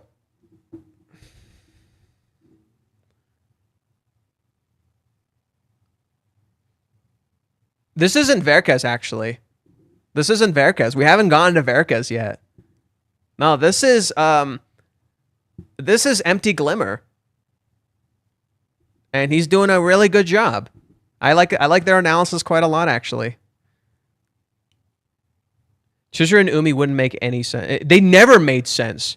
Honestly, if you read the manga and thought Chizuru and Umi made sense, you were not reading the manga. Like, bro, you'd have to be blind as a fucking bat to think Chizuru and Umi made any fucking sense. Umi is literally the guy who will eventually leave. Umi is the guy who will eventually leave. Kazuya is the antithesis of Umi. He is the guy who will never leave. Like, bro, no. Literally, Umi is like with another girl when thinking of Chizuru.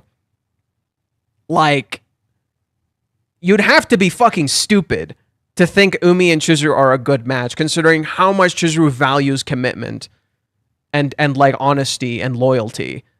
Umi is literally the antithesis of that. Like, to ship Umi and Chizuru is to tell me you'd understand nothing about this series. I don't know if I'd go as far as say they're sisters. They totally are. I actually agree with the earlier person. They totally are sisters. But they definitely are much closer now than they were before. Bro.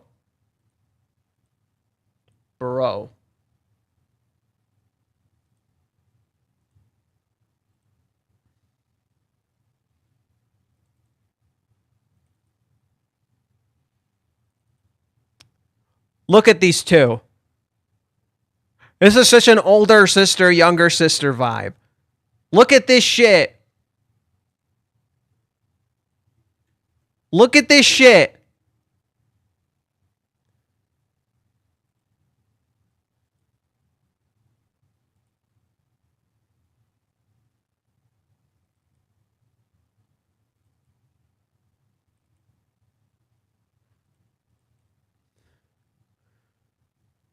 Mizuhara-san, your beauty is unmatched, salon visit or not. I'll do your nails when we get back. I asked one of my cosplayer friends to come, but she had changed of plans all of a sudden. I'm just really short-handed, you know? If you help me out, I'd really appreciate it.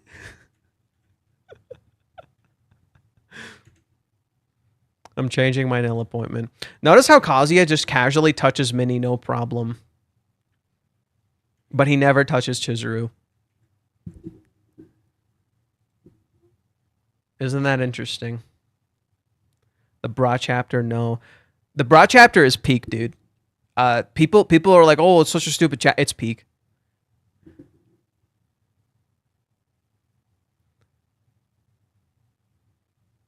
Let's see. Where were we reading? How are we doing on time? We still got an hour and 30 minutes. Not bad. They might fight here, but I think there will certainly be more kindness. Yeah, I really hope so. I hope it's the flip of before, where they don't maybe fight, they actually just talk. The something else could definitely be the kiss. Well, Reiji is already kind of foreshadowing a fight, let's be real. Reiji's already kind of, like, here, let me just read it for you one more time. Like, literally, the final pages literally reads, the start of the war between the final boss Iamori and the heroine Mizuhara. Like, I'm sorry, that seems like a fight to me. You always ban someone when I put the stream on full screen. I'm missing out. Bro, they're annoying as shit. This dumbass just comes into the chat and he's just like, ooh, Umi should just be... Here, let me just read it for you, since you're so curious. If the manga was realistic, Chizuru would end up with Umi. They're both hot, talented, cool, and sneaky. But this manga is for masochists, unattractive simps that sees themselves and the MC. So pathetic. Like, did we really need to read that to know this person should not be here? Like, I'm sorry. If your interpretation of Kazuya's character is simply that he is a simp, and that the only thing you see is that, they're both hot, talented, cool, and sneaky, and that's why you ship them when their values don't match at all. They're nothing alike. The only thing they have in common is that they're actors and they're attractive. But literally nothing about Umi and Chizuru matches at all. Literally, Umi actively lies to Chizuru. Umi actively fucking lies to her. Chizuru doesn't try to lie to Kazuya ever. She just has a hard time showing herself because she just wants acceptance. Umi, in contrast, is just trying to validate his feelings constantly. That's all he fucking cares about.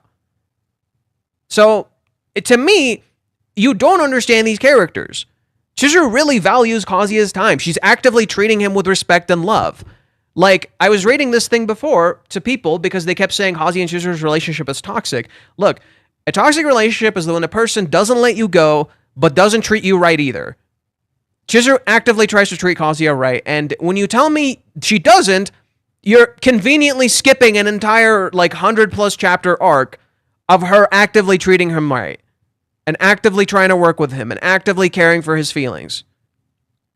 So I don't know, dude. It's some Delulu shit, and I don't want to deal with it right now.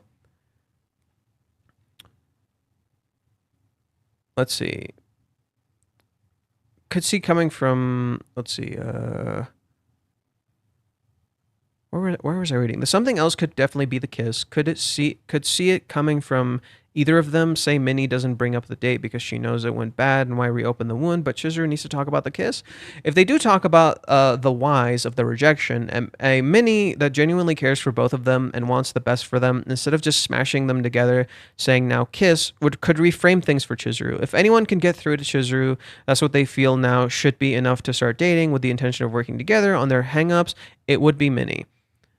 There have also been a lot of times between the date when Minnie gets home, almost 24 hours now. Maybe Minnie has already texted with Kazuya on what happened. It would be interesting if she already knows, and the details from Kazuya's perspective. Well, no, Kazuya clearly seems to be very distracted, so I doubt he actually texted Minnie. Not yet, at least. True, I'm curious if Kazuya and Minnie would have talked off panel.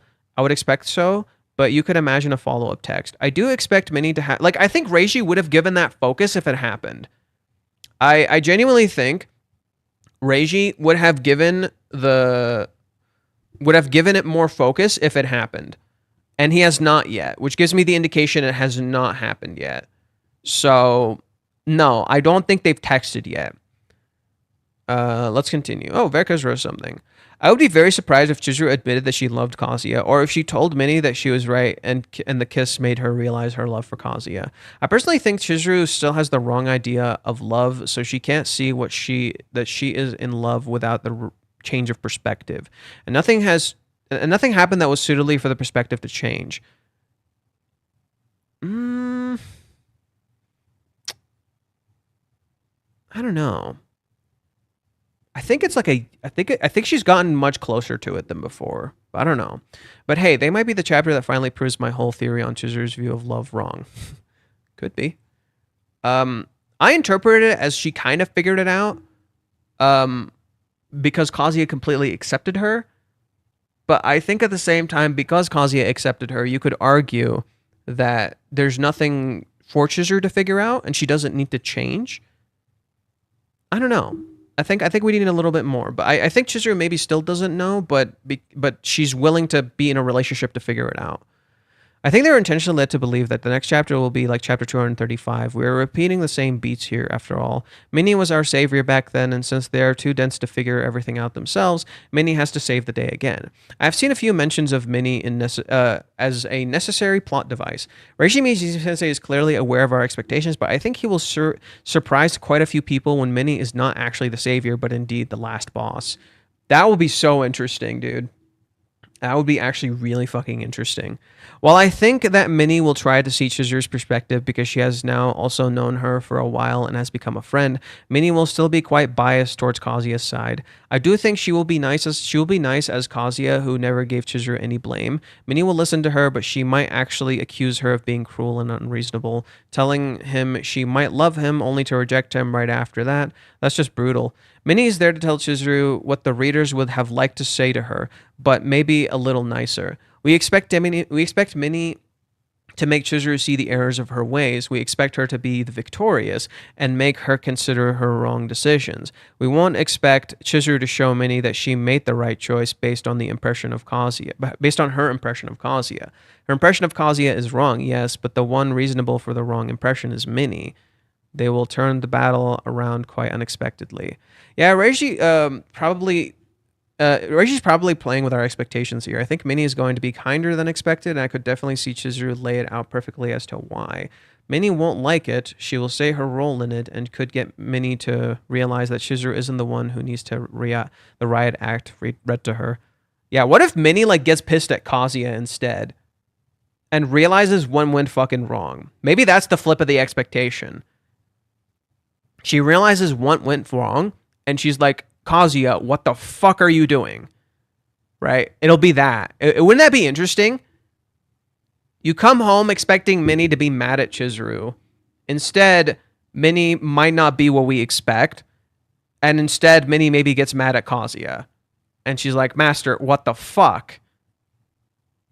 I really like the Fortune Forest chapter. I'd be happy if we got 10 chapters worth. 244 is still my favorite, and like the moment when Minnie punches Kazuya, peak Minnie chaos. Johan, do you already share my opinion that I sent you in the private? I already talked about it. We already pretty much talked about it. This is the Finding Chizuru arc. Here, I'll just read it. I'll read what my friend here wrote.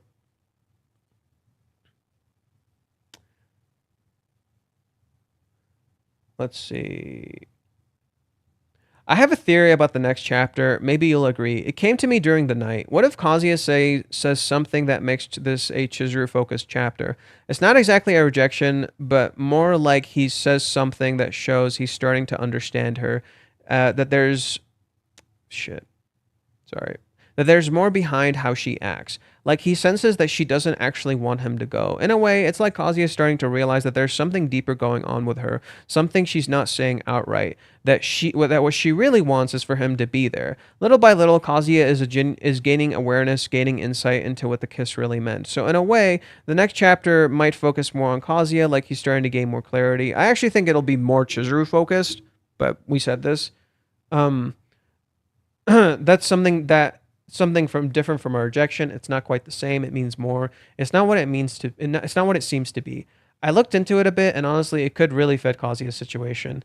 It feels like the flash of lightning. That it's not Chizuru but Kazuya who has figured something out. In that chapter, we saw signs that he's getting very close to uncovering Chizuru's secret, so to speak. Let's see. Minnie told Kazuya what to do. He followed her instructions. Minnie should be mad at herself. Yeah, kinda. Yeah, kinda. Yeah, kinda. But not completely. It's not completely Minnie's fault. It's important to recognize that while Minnie is the divider and the unifier, it's not completely all on her. It's also Kazuya's fault. And it's also in some ways Chizuru's fault. It's everyone's fault. Everyone fucked up. Kazuya chose to decide himself through fear because he didn't want to get rejected. He didn't want to lose this relationship. He kept trying to get points because he didn't want to get fucking rejected, so he got rejected. Chizuru, in contrast, kept thinking time was running out, and Kazuya didn't contrast that. Kazuya never contrasted that. Kazuya never told her, you don't have time. You don't need to worry about time or any of that. And Chizuru was under the illusion that time was running out, and Kazuya kept reinforcing that. That, like, oh, I'm going to move next day. That's just going to happen. And you have a whole bunch of things of the characters assuming things, like Chizuru assuming how Kazuya says things based on how he says things to Ruka. Like, did I make you say that? Or do you say that to Ruka? Or is this real? Or is this rental? And all that stuff. The characters are stuck in these assumptions. So it's basically breaking out of these assumptions. Everybody was kind of at fault in that scenario. Minnie was at fault, Kazuya was at fault, and so was Chizuru. Will you be making another big post soon? Oh, perfect, because I know you're off next week, but likely blah, blah, blah. About Minnie, as you said in the stream, Minnie is the character who says the things that the audience thinks and says, even if the audience is wrong. Even if the audience is wrong. And that's really important to recognize.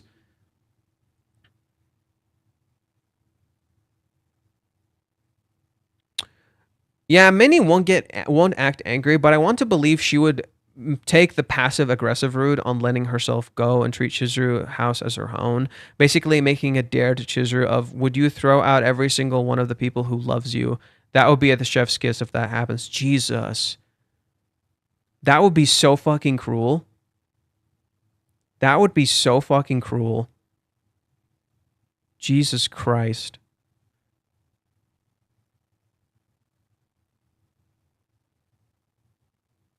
That would be really fucking cruel. But I do wonder if Minnie would do that. She's supposed to be the final boss. Let's see. Verkez's Big Baz post. Going back to you saying the date not being eventful. What if Kazuya actually picked up Mommy's call? Something would have happened surely. No, that's not. No. That's not what I mean by eventful. That's not what I mean by eventful. I mean, something should have happened between them. They should have held hands. They should have interacted physically. They should have, like, been more honest and said things. Not Kazuya should have picked up Mommy's call. That's just drama for drama's sake. Like, why would you ever pick that up when you're on a date with another girl? Right? It's literally the antithesis of Kazuya. It makes no fucking sense.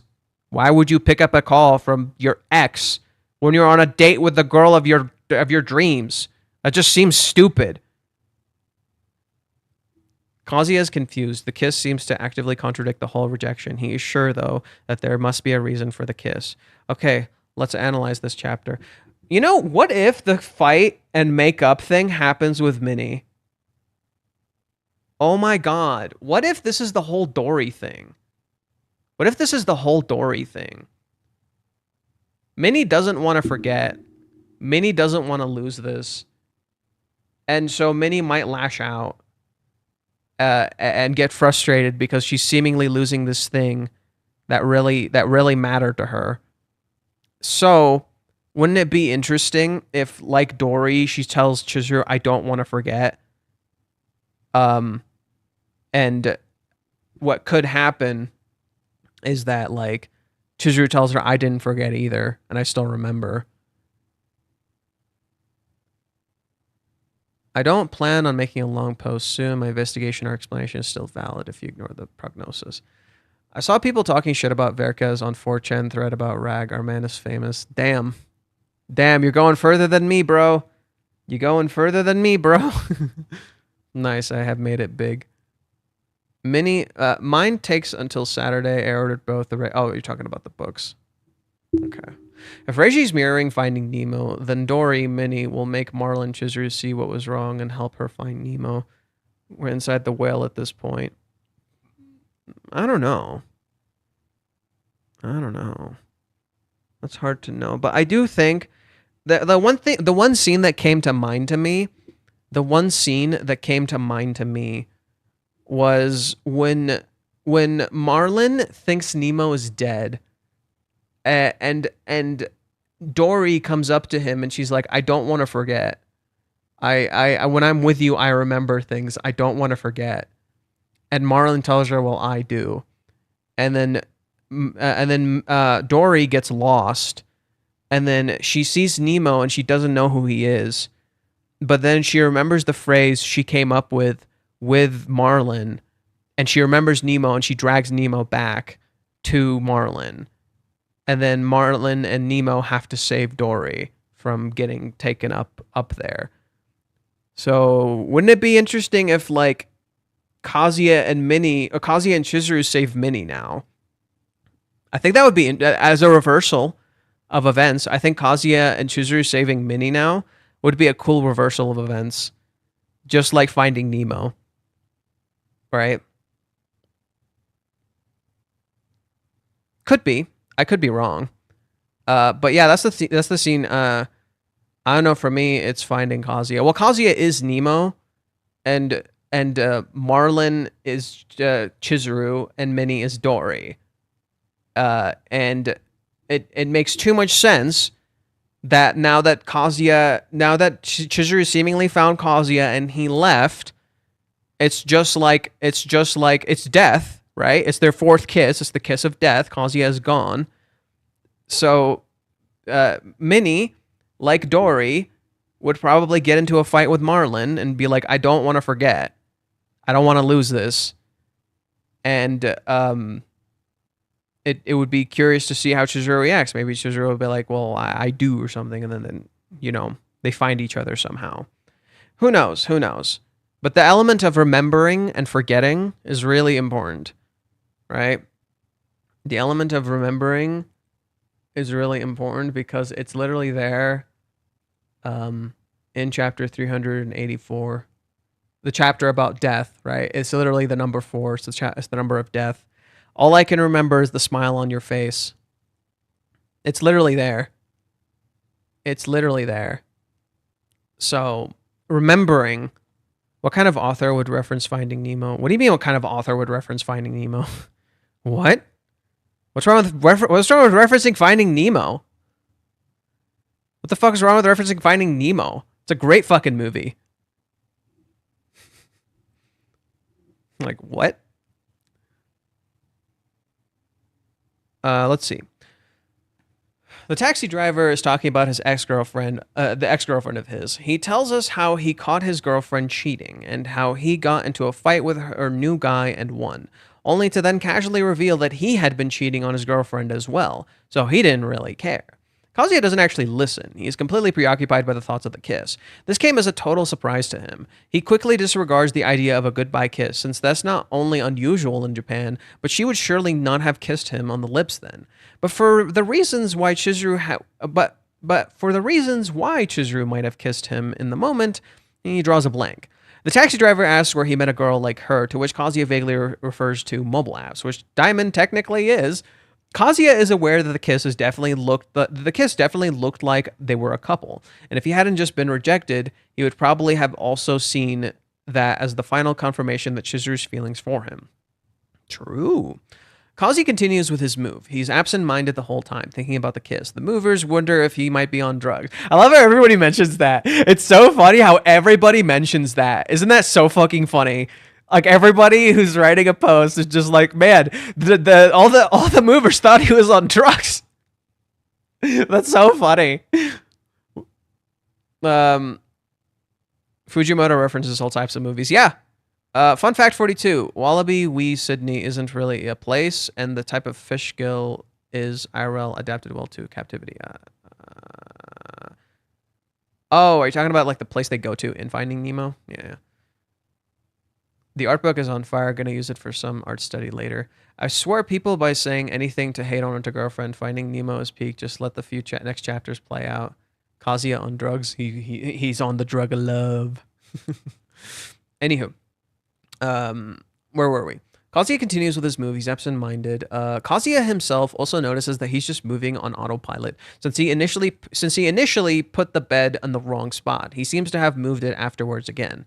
If he and Chizuru were a couple, then the kiss wouldn't have been unusual. Anything would be possible at this point. The kiss doesn't seem to fit their current relationship level at all. He's sure he got rejected. She apologized. She might love him, but it didn't seem like she loved him enough to date him. It doesn't make sense that she would love him enough to kiss him then. Shouldn't datings come before kissing?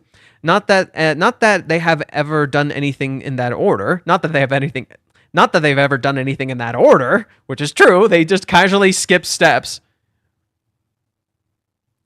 Or did his feelings suddenly change overnight? This seems unlikely to him. It's not like they haven't kissed before, but there was always some external reason for it. It served as a specific purpose, but there's no such purpose here. There was no meaning to the kiss. There was no meaning to the kiss. Kazuya is aware that there is also a significance to the lack of sense. Ooh. Kazuya is looking at the fish keychain that Chizuru gave to him. She wanted him to have that.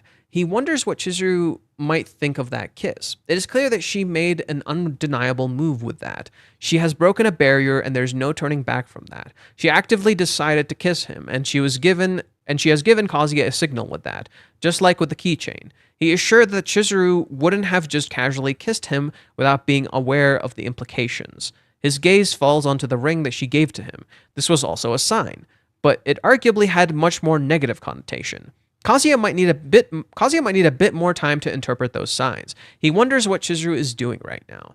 We see Chizuru at home. She has taken down the curtain. It is no longer necessary. Kazuya has left the room clean, and the futon and the blanket he borrowed are neatly stacked. He's clearly gone. The house seems quite empty. Chizuru also remembers the kiss. She wanted to kiss him. She didn't want to stop him from moving out since this was his plan, but she wanted to kiss him. He made her rejection pointless. He made her rejection pointless. He will wait for her anyway. She could probably call for him anytime and he would come. She doesn't want to make him wait any longer than necessary. If he came back now, she would not hold back anymore. She would like it if he could come back. When the door opens, Chizuru flinches, but it's just Minnie coming back. Does Chizuru actually flinch? No, she doesn't flinch. She's just like, oh, person's back. She doesn't flinch. What next? The Chizuru for next time is something else. While this can mean basically anything, I would think it would refer to the kiss. Minnie is not aware that Chizuru kissed Kazuya, but Chizuru might want to tell Minnie about it before she hears it from Kazuya, because Kazuya will eventually tell Minnie. So that we said this last time, Kazuya would eventually tell Minnie that's just an inevitability. He's just going to. So why doesn't Chizuru tell her first this time, right? Chizuru should tell her first this time instead of Kazuya. Because Kazuya's going to tell her anyway. What's it fucking matter? And then Minnie's just going to come back. And you would just play it all over again, right? We would literally just play out. Where is it? We would just literally play all of this out again. Literally this entire thing. It would just play out again. So why bother with all of that? Why bother getting to this point and instead get to that point? However, I think Minnie's also in a different point of view. The person who said that thing earlier was interesting. Minnie won't act angry, but I believe she would take a passive-aggressive route on letting herself go and treat Chizuru's house as her own. Something I kind of pointed to in some ways. Remember what I said on Twitter? Let me pull it up. So we already get... This person is somewhat correct in some ways. I don't know if Minnie would go all out like this, but there's already signs that she kind of is. And I already wrote this. It's funny that Minnie calls this house her castle, considering she's supposedly moving tomorrow and this isn't her home, right? Almost like it is her home and she doesn't want to leave. She doesn't want to lose this. She doesn't want to forget this. These were really fucking important moments to Minnie. She doesn't want to lose this. And what does Minnie say? So here's a cool detail. You know how Dory is super forgetful? Or not just forgetful, she literally has a disorder. But yeah, Dory's whole thing is that she forgets. She can't remember things and she forgets. And that's how they made the Finding Dory movie. Well, remember what Minnie tells Kazuya about relationships when she talks to him? If I can find it. I think it's chapter 341. So they go to the haunted house, right? And right after they face their fears, right after they get afraid, Kazuya asks her, "Don't you have a boyfriend? What are you asking me for? I'm curious." "Do you think I have one? After living together?" "Well, I have a lot of fun with my normal..." She tells him, "I have a lot of fun with my normal life. It feels pretty whatever. I'm happy with my work and my friends. Besides, isn't being in love kind of lonely? I mean, confessions are something you've got to do on your own, If you want to keep the most important person to you by your side, then you can't rely on others forever. By the end of it all, you have to spend countless restless nights alone, even if you manage to talk with someone about it. It's a lonely battle to get rid of loneliness. For starters, I'm quick to lose interest. My dance club in high school, my summer gymnastics, I never really continued with any of it. Wow, I didn't know that. I'm actually kept up with my cosplay, but that's because I have my friends. Friends? My cosplay friends. They invite me to get together and stuff. When I see everyone else working hard, it makes me want to work hard too. Minnie isn't literally forgetful like Dory, but she is like Dory in that she has short-term memory loss. Yeah, that's what Dory has. Minnie doesn't have short-term memory loss, but she loses interest in things very quickly. Those things disappear. She forgets them. She doesn't care about them anymore. They literally leave her heart, right? She detaches very quickly. But her friends are the reason she keeps going. The people around her are the reason she keeps going. So she thinks, I'm not fit for a lonely battle like love. If anything, I envy you. I wish I could find something that I love as much as you do, master. Right? She wants the same thing. And through Kazuya, she gets it. Through Chizuru and Kazuya, she gets it. She gets to feel that in some ways. Dori has the same color as Minnie's hair and eyes. Yeah. Minnie has the same colored eyes as Dori, and she has the blue streaks like Dori, and she has the black like Dori. Yeah, the only thing Minnie doesn't have is the yellow. That's the only thing. Minnie doesn't have yellow, but she literally has the same colors as Dori. And so Minnie, being so detached and losing this, probably doesn't want to lose this. I can see that being a big thing. Minnie probably doesn't want to lose this. So that's why when she walks into the house, she's acting like it's her place when it's Chizuru's. And when she talks about Oda Nobunaga, what did Oda Nobunaga do? He took over things by force and didn't care. He forced a unification. So in that sense, what this person says might reflect how sad Minnie actually is, right? Whereas Kazuya maybe doesn't show how sad he is, Minnie might. Minnie might show how sad she actually is. And so this idea of Minnie possibly being passive-aggressive and treats Chizuru's house as her own, basically making a dare to Chizuru of, would you throw out every single one of the people you love? That in some ways, I think they actually made an interesting point. Even if they're not saying it from a good place, like even if this person maybe doesn't mean good intent, and they're just angry at Chizuru or something, I think this actually works thematically to show how sad Minnie actually is that she's losing this. I doubt Minnie wants to lose this. Like this is probably the most fun she's ever had, and you can see that in chapters like her birthday. Like Minnie's birthday is one of those chapters. 384.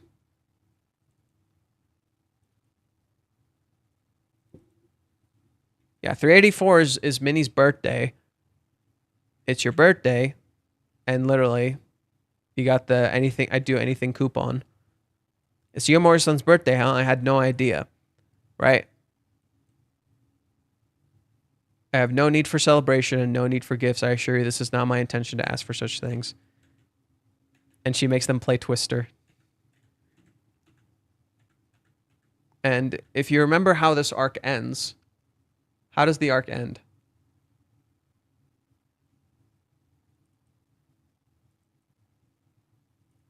Minnie got to have fun.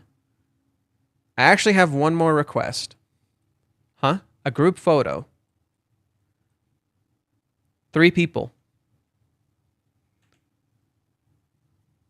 I was just thinking about how I don't have a single photo with all 3 of us in it. I feel blessed to be living together like this. I just thought it'd be nice to get a photo for my birthday. Well, I don't really mind. For real? Yeah, we have known each other for a long time, but have taken a single picture together. But I get to take a picture with Mizuhara. Okay, ready, you two. Minnie-chan, are you supposed to be in the middle? She's their kid.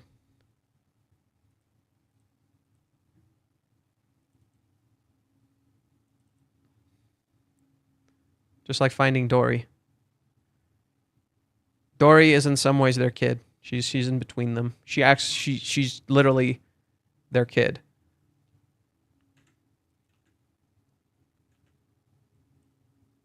Right. Kazuya's even wearing a fish shirt. How fitting. Okay, I'm gonna take it. I made things difficult for you again. No, it's not really your fault, you know. Besides, as long as the birthday girl is happy, it's fine by me. Mizuhara is smiling. Come on, huddle up. There's nothing like the cringe that comes from being awkwardly apart in a picture. She pulls them together. Now I have one more thing to treasure. Right. Living together really mattered to Minnie. It mattered a lot to Minnie. She literally says, I feel blessed to be living with you guys like this. And that's all about to disappear. So Minnie being a reflection of Chizuru and so Minnie, for most of the arc, has been a reflection of Kazuya. She essentially says what Kazuya is feeling.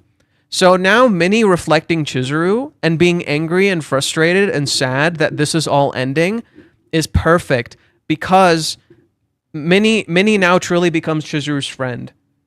And because she shows the exact feelings Chizuru is feeling. And we saw this on Chizuru's birthday. Both Chizuru's birthday and Minnie's birthday mirror each other. Because what does Minnie say to Chizuru on her birthday? Let me find it.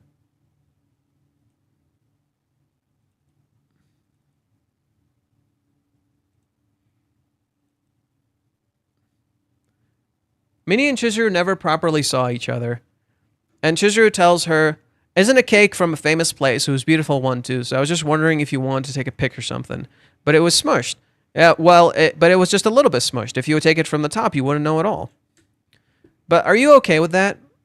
Doesn't it feel weird, like turning someone's birthday into some sort of cheap festival?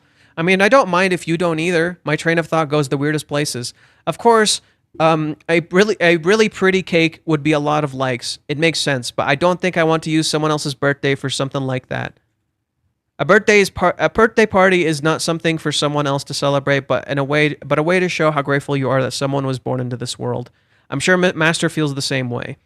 Minnie doesn't see Chizuru here, but she connects to her. Minnie doesn't see Chizuru here, but she connects to her. And Chizuru really sees Minnie here. I think this is what Reiji is setting up. They might get into a fight, but Minnie will truly and fully become Chizuru's friend by the end of it.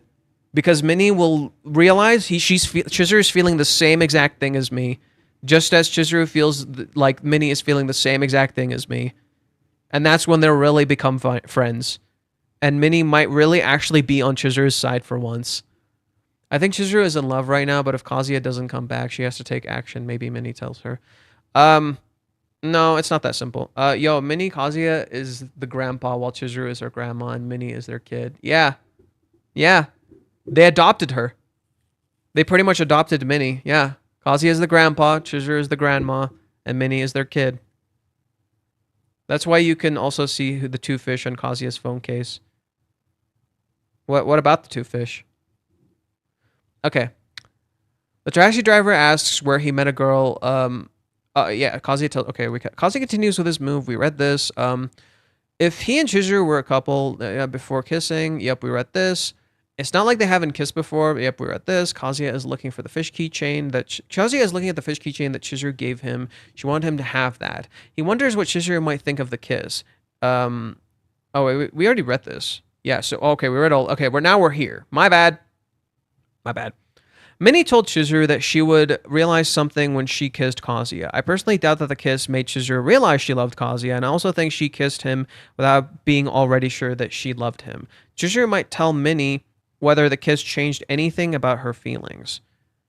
If anything, I feel like rather than the kiss being a tool to express to find Chizuru's love, it's actually an expression of Chizuru's love, and maybe even if Chizuru doesn't realize that. The kiss was an expression of Chizuru's love, even if Chizuru doesn't realize it in that moment. But it was an expression of her love. That's just a fact, right? But I do think Chizuru realizes it to some degree. She being met with absolute acceptance is literally what made Chizuru fall in love, and she wants to accept him as he is, even if he himself feels like he's not perfect, right? And I think that theme of acceptance is core here. That's how you truly find love. You give someone else acceptance. You accept them, and you're always there for them, and you talk through everything.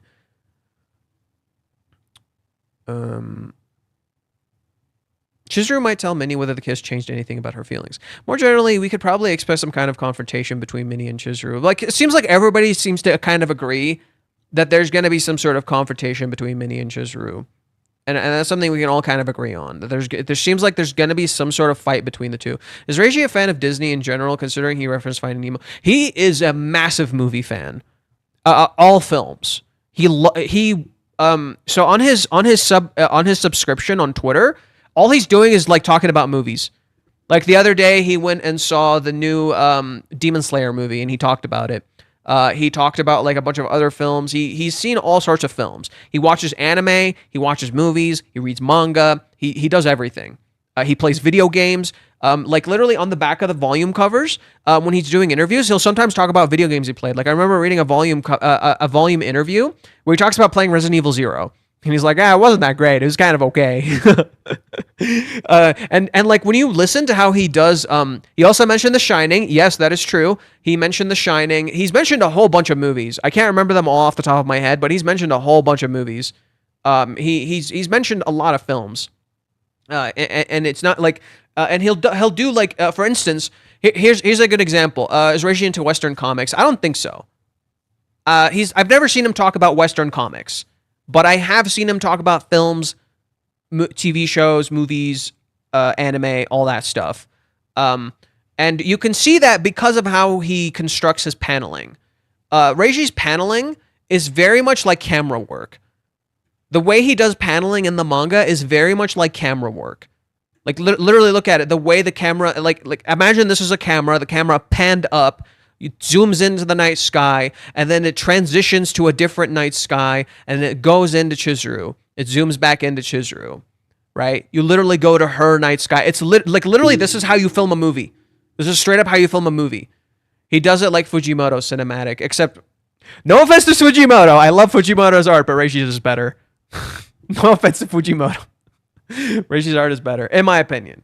I think Fujimoto does like more interesting spectacle than Reiji. Fujimoto's spectacle in terms of cinema is more interesting than Reiji, I would argue, but that's just because it's so large and grand. But Reiji's cinema is more grounded, which makes it different. Their love story is just like some Disney love story. That's why they put new. Yeah, like another movie Reiji referenced is he didn't reference it directly. He indirectly referenced it. Another movie he referenced was The Princess and the Frog, because Kazuya talks about the Prince Frog effect, which is directly from that. It's from the original book of the Frog Prince, but if you watch The Princess and the Frog, it's pretty darn similar. And there's a lot of similarities to the characters and shit. That was like its own thing. Like Charlotte was a character. Charlotte was the rich girl in that movie who wasn't actually a bad person, but she tried to define herself by finding a man. Contrasted by the main girl, who has her own dream, and the man just happens to help her find that dream, and in so doing, she finds love through him. She starts to appreciate the people around her because of the prince who is spoiled. That's literally them. That's literally Kazuya and Chizuru, and Mommy is Charlotte. Mommy is the difference between Charlotte and Mommy is that Mommy has abusive parents where Charlotte does not. But however, Mommy is making the same exact mistake as Charlotte because Charlotte tries to define herself by the man she finds, not by herself, not by who she is. She's not finding love for love. She's finding love for what love can give her. And that was Charlotte's mistake. She needed a Prince Charming, if you will. And she realizes through the love between I forgot the two main characters' names, that she doesn't need that love. And then in the end of it, once they kiss, the main girl actually becomes a princess because the dude is a prince. Literally, like Chizuru is the princess in Kazuya's story. And then, yeah, there you go. So yeah, there was only Tiana and Naveen. Yeah, that's what their names were, Tiana and Naveen. Tiana is pretty much Chizuru. Tiana is just straight up Chizuru. Like literally, her entire story is identical. It's kind of fucking crazy. Her entire how much she works, how she's constantly trying to achieve this dream, open up her own restaurant and shit. Like, and she's working through it alone. And literally, her mom is telling her, like, oh, you shouldn't have to work through it alone. You should find love. And literally, her entire struggle, she's not finding love. Like, Mommy, like some villain with that cute face. Mommy isn't a villain. That's the sad part. She's not a villain. She just became the monster that her father was. Anyways, let's continue reading. But yeah, Reishi has done a lot of references to a lot of films. For instance, one good one I can immediately point to. He references Pinocchio right near the end of the Hawaiians arc. How does Pinocchio end? Pinocchio ends with Pinocchio using the lie to save them. He transforms the meaning of the lie to something positive to save them, which is exactly what Kazuya and Chizuru do. The lie isn't evil. They lie to save them. Um, okay, we can expect a confrontation between Chizuru and Minnie. We said this. I think Minnie's gonna be actually really sad. I think Minnie's actually really fucking sad. And she's probably gonna... I bet one thing Minnie will do... Lies are not evil. Lies are not evil. You're not a bad person for lying. You can lie, and you do always lie. Right? In some ways, it is okay to lie. You're not a bad person for lying. However, what the intention of the lie is can be bad. Right? Are you lying to hurt someone? Are you lying to avoid responsibility? Or are you lying because you love someone and you want to keep them happy? Are you lying to make sure a family doesn't fall apart? Are you lying to save the person that you love? See what I mean? It's not the action, it's the reason for the action. Why did the action take place? It's the intent. Right? It's not simply the action. Yeah, to protect someone. Right? It's like how you perceive and understand actions varies from person to person. And so while someone like Mommy will perceive a lie as inherently evil because she's been lied to her entire life, it reflects how Mommy hates herself. It's actually about Mommy that she lies all the fucking time. Right? Mommy lies all the fucking time. And it reflects her own frustration at herself and her dad. I think Minnie might lose it, yeah. I think Minnie might lose it, but because they lose it, guess what will happen? We end up with the fight we needed to have. I mentioned a fight multiple times. I think Minnie and Chizuru getting into a fight and coming into a better understanding of it all is perfect. Right? I think Minnie really seeing Chizuru after this and really getting into a fight with her would be so perfect. And Minnie, and it would be so interesting if Minnie will be like, "Are you just gonna toss me out too? Do you not care about me too?" And it's like, damn. Oh, Jesus Christ. That if Minnie says what that person was saying earlier, Jesus Christ, that would break some people's hearts. That I want next chapter to hit, dude. I want next chapter to kind of fucking hit, dude. I want this arc to be about like saving Minnie. Do you think Minnie will disclose about the Umi confession? I don't know. I don't know. Maybe. We'll see. But I really hope there is some sort of fight between Minnie and Chizuru next chapter, and I hope it ends up being something really meaningful between them. I hope it ends up being something really meaningful between them, and not just like they parted ways. Because we have Kazuya and Chizuru parting ways, but they're not really apart. I hope Minnie doesn't just part ways and it's sad. And if it does, I hope there's a reason for it. I hope that there's a reason for Minnie parting ways and leaving and feeling sad. I really want it. What Reiji's been doing that's kind of brilliant to me. What Reiji's doing. Okay, so Yamori comes from like a place. Yamori comes from like an actual place. Minnie is named after a certain someone who I believe is like some sort of YouTuber or something. I think so. I remember Reiji said this in like a thing. Minnie is actually named after a specific someone. He never says who. Anyways, Minnie's character has actually been something Reiji has been exploring in this time. Like remember, I was showing you guys earlier.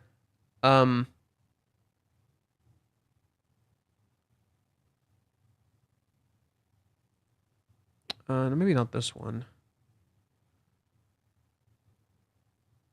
So a lot of people view Minnie's character as just an audience surrogate, or just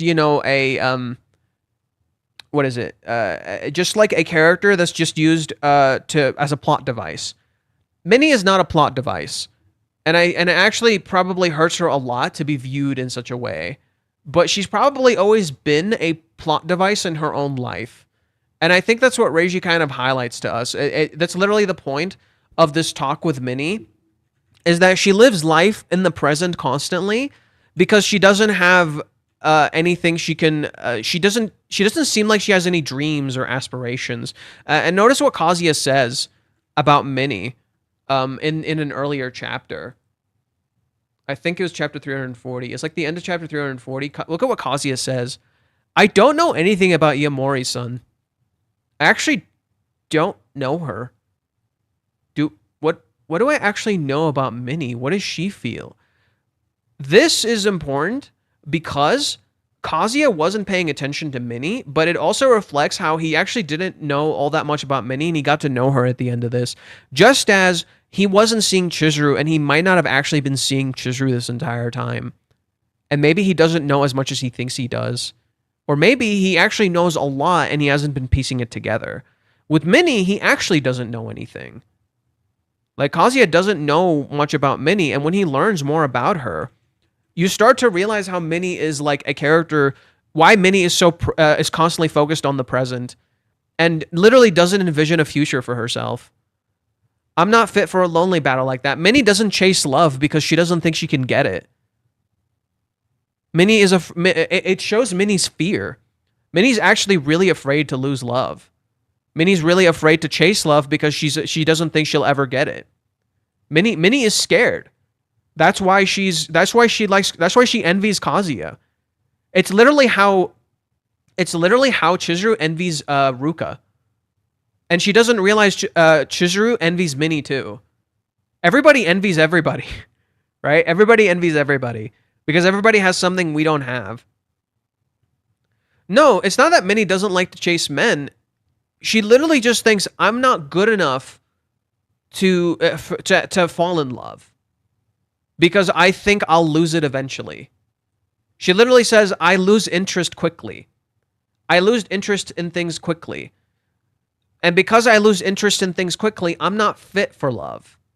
I'm not good enough to have it. That's Minnie is scared. Minnie wants love. She realizes she wants love by the end of this. Like through this arc, Kazuya gives her the, like, here. You want to know why we get this scene?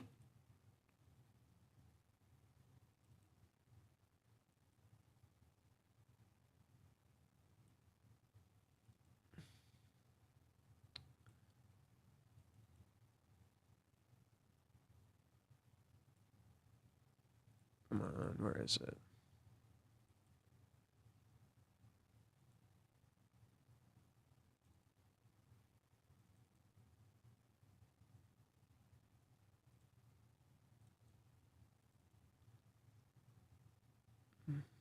Where is it? Ah, okay, almost there. 338? 338, I think. There we go. You want to know why we get this scene? You can try it on me. Try calling me cute. Why would I do that? You don't want to mess it up on this date. You shouldn't get used to it as much as possible. Minnie and acting in this practice state actually got to have what she wanted, which is love. She tells him, come on, you're getting really close. You're cute. Oh, that was very good. Don't make fun of me. That messed her up. Minnie has never been in a relationship, and she got to feel that through Kazuya. Literally like rental dating. Right? Through rental dating, it makes you want to have a relationship. It makes you want to go and find your own relationship. And Minnie literally experienced that with Kazuya. Kazuya was her rental boyfriend. She got to experience that. She felt that. So Minnie essentially started to wanting love. She felt like she actually wanted to chase love a little bit. And that's what Minnie got at the end of this. I was explaining how what Reiji references in this is Don Quixote. And Don Quixote is pretty much the story where one person is a dreamer and one person is a realist. One person is just trying to stay alive, and one person is just chasing this crazy dream. And they balance each other out. By the end of Don Quixote, the person who dreams gives up on the dream because he got hurt too much, and the person who was a realist starts to dream. By the end of this arc, in some ways, Minnie kind of starts believing in love. And in contrast, Kazuya starts looking at the reality. And literally they balance each other out. Kazuya's dream didn't particularly die, but it showed how in the day it wasn't really there. Kazuya wasn't dreaming. He was too busy focusing on reality. He became pragmatic, if you will, contrasted by Minnie, who really kind of started to dream. And I think this is Minnie's thing to really chase love and to have love in her life, because she wants love. She wants love in her life. And I think Minnie, a character who's often viewed as a plot device, wanting love in her life, is so fitting as a contrast to Chizuru, who also wants love in her life, who also wants family and connection. It's super fitting to have Minnie literally get that through them, and literally wanting to keep this thing alive through them, because they are the reason life is kind of worth it for her, right? They mean the world to her. So it literally, like, she's literally Dory. She's literally Dory. Yeah, Kazuya went on 100 dates with Chizuru. Of course, he's gonna make our inexperienced Minnie blush. Yeah, and Kazuya literally emulated renting, right? And he literally, because of that, Minnie got to literally practice, and she started to fall in love. Like, by the end of it, she's literally acting like Chizuru. Minnie is like, bro.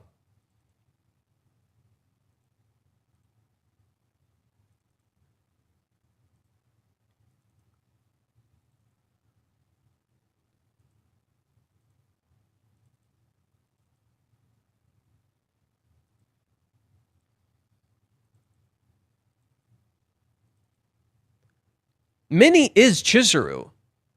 Minnie is Chizuru's reverse. Minnie is her. She's literally her reverse. Eyes closed, eyes open, mouth closed. Glasses, no glasses. Hoodie, dark colored hoodie, light colored hoodie. Hiding her hand behind her back. Her hand is right there, holding Chizuru's hand. Wearing a skirt like Chizuru, but no leggings, right? She's literally her reverse. Minnie is literally Chizuru's reverse. They're literally like sisters. She is Chizuru, but like in a positive way. And so Minnie running into Mommy, Chizuru's dark half, in that practice state is the point. Like, I think this is gonna like the confrontation between Minnie and Chizuru literally it should be big. And if it doesn't end up being big, Reiji is setting up for a different kind of conflict between them. And I think this is going to be really interesting. I'm really interested to see where this goes, right? I'm really interested to see where this goes, the whole Minnie and Chizuru thing. That's going to be so fascinating. Let's see.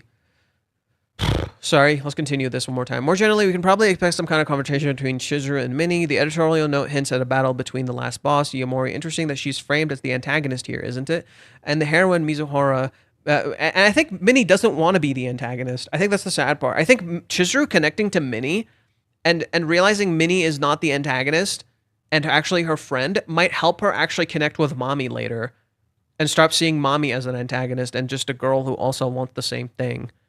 Minnie is aware of the rejection, but unlike Kazuya, she might not just accept it. She will not hear an explanation, and if she isn't satisfied, she will want to hear an explanation. If she isn't satisfied, she'll probably call her out on the things that don't make sense from her perspective. Since Minnie basically shares the audience's viewpoint, this is the chance for Minnie to ask her everything that we as the audience want to know. I hope that this talk or fight will shine a light on the misunderstandings that still exist, and I hope that Minnie realizes that she has caused a few of them herself. As well, I encourage to read my explanation.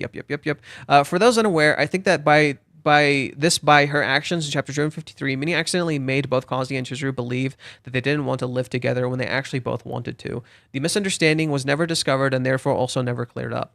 Countdown. Now that Kazuya has moved out, let's do a countdown. Kazuya's birthday is on June 1st. It is May 18th, so it's Kazuya's birthday is in 2 weeks. Announcement, I won't be here, blah, blah, blah, blah. So sorry about that. There's no meaning to the kiss. Kazuya is aware that there's no meaning to the lack of significance. Kazuya is using imi, meaning, significance, sense, everywhere, and finally wonders about what meaning even means. Although he's using nani, what, for the last one, ami nani, meaning what. Interesting. The official translation said that she never kissed him like that for no reason. She'd never kiss him like that for no reason. Seeing as the chapter focuses heavily on the lack of meaning and reason behind the kiss, I think this is rather unfortunate translation. Wait, what? He is sure that Chizuru wouldn't have just casually kissed him without being aware of the implications. The official translation said that she'd never kiss him like that for no reason. Seeing as the chapter heavily focuses on the lack of meaning and reason behind the kiss, I think that this is a rather unfortunate translation. The Japanese original, Mizuhara ga sune, blah, blah, blah, I can't read that. There's no way that Mizuhara would kiss someone casually like that. It doesn't imply a reason in the sense of the rest of the chapter, but it says that she would never kiss him casually. So without any thought or commitment. Oh, that's why I interpret it as him being clearly aware of the implications of the kiss, which fits that Kazuya's previous thoughts that she must be aware that there's no going back from that. Oh, so they lost some of the translation without meaning to. Oh.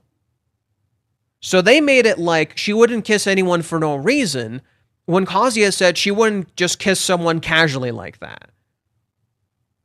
That makes more sense too. I actually agree. I should definitely include this. So that's kind of important. What the actual text says is that Mizuhara would there's no way that Mizuhara would kiss someone casually like that. But the official translations made it so she'd never kiss him like that for no reason. So the meaning is there, but it's the nuances I think kind of lost. This is kind of common. So let me show you one other example. Another different translation is when Kazuya recalled kissing. In Japanese version, it said "I got kissed," but in English version it says "she kissed me." There's a difference in nuance. Which one is this? This is what? Where is this? When Kazuya recalled kissing. Interesting. I wonder why they do that. They did something like this another time too, where in chapter 364, I think I've mentioned this one before. In chapter 364, I believe, or not 64, 65, 365, right here, Chizuru uses a euphemism. So she says in English, she says, "Thank you for showing me that you're serious." Her entire answer about cheating in this chapter is about feelings, the feeling behind the action, not simply the action itself. So she uses a euphemism here and says, "Thank you for making me feel that you're serious," which makes a whole lot more sense considering her answer before. It's the feeling. He made her feel that way. Okay, so in the taxi, when he thought of the kiss,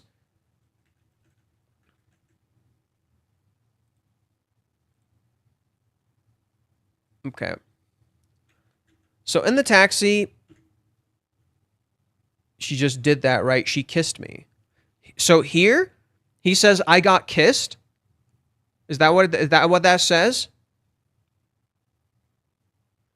Right here?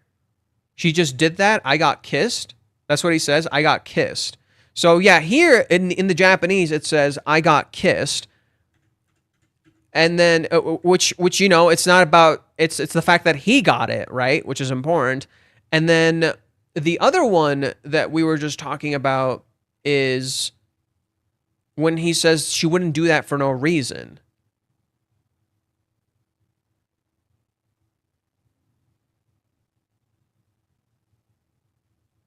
There were reasons aside from how she felt about me. In the first place, she did her research to figure that out.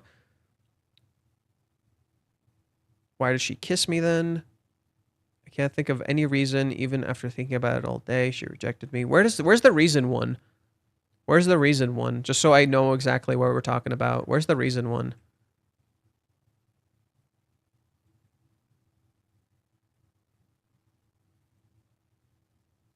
There's no reason for her to kiss me?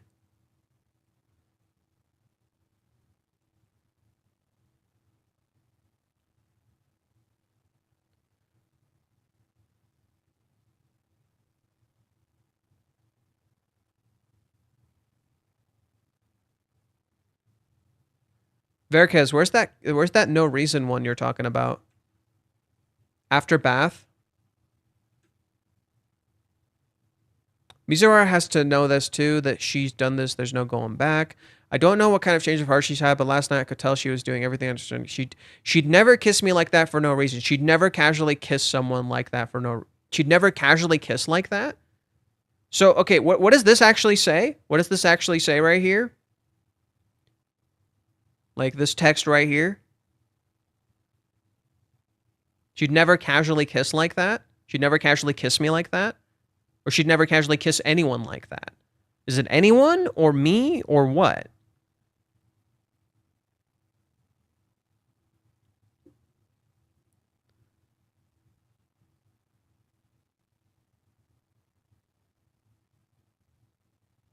Well, I guess patience is a virtue, as they say. Damn, how delayed is it? Mizuhara would never casually kiss someone like that. Is that what it says? Really? Why is it translated like that then? That's weird. That's weird. So this line right here reads, Mizuhara would never casually kiss someone like that. Interesting. Well, at least we got the two of them that we needed to know. Is there any other interesting ones I should read? Mizuhara would never... What do you mean would? What's wrong with would? What's wrong with would? She'd never kissed me like that before for no reason. Mizuhara would never casually kiss someone like that. Yeah, because she doesn't. Is there anything else I should read here? Oh, there aren't many. Oh, there aren't that many. That's surprising. Oh, there might be more now. I just read the Japanese. It didn't say someone. Really? It said me? It said me? He doesn't have... No, it shows he doesn't have doubts. It shows he doesn't have doubts. It's the opposite. What did the Japanese say? Dong Kang. We're just gonna call you Donkey Kong. I'm just gonna call you Donkey Kong, bro. It says Mizuhara would never kiss casually like that. Oh, okay. So this actually reads, Mizuhara would never kiss casually like that. Okay, not someone, just casually. Okay, that makes sense. No, it didn't mean... no, it didn't mean anyone specific. You can also say me. What?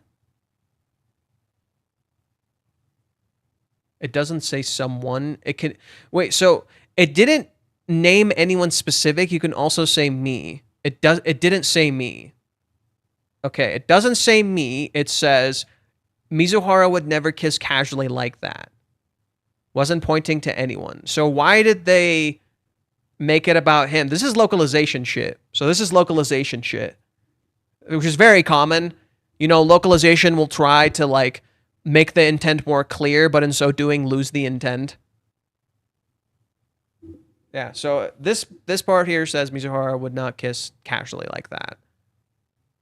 It didn't explicitly say me. It certainly meant the specific. It certainly meant the specific kiss. Yeah, it's about the specific kiss, right? It's just about the specific kiss, right? I know I'm right.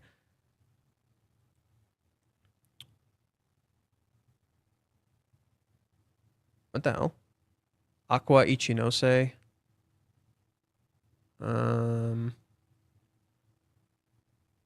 She would not kiss anyone like that. No. The better translation is literally, Mizuhara would never kiss casually like that. The emphasis is on the kiss, not the person. The emphasis is on the kiss, not the person. She would never kiss casually like that. Yes, it's referring to this kiss. It's about the kiss, not the person. She would never casually, Mizuhara would never kiss casually like that. That's the intent. Okay, so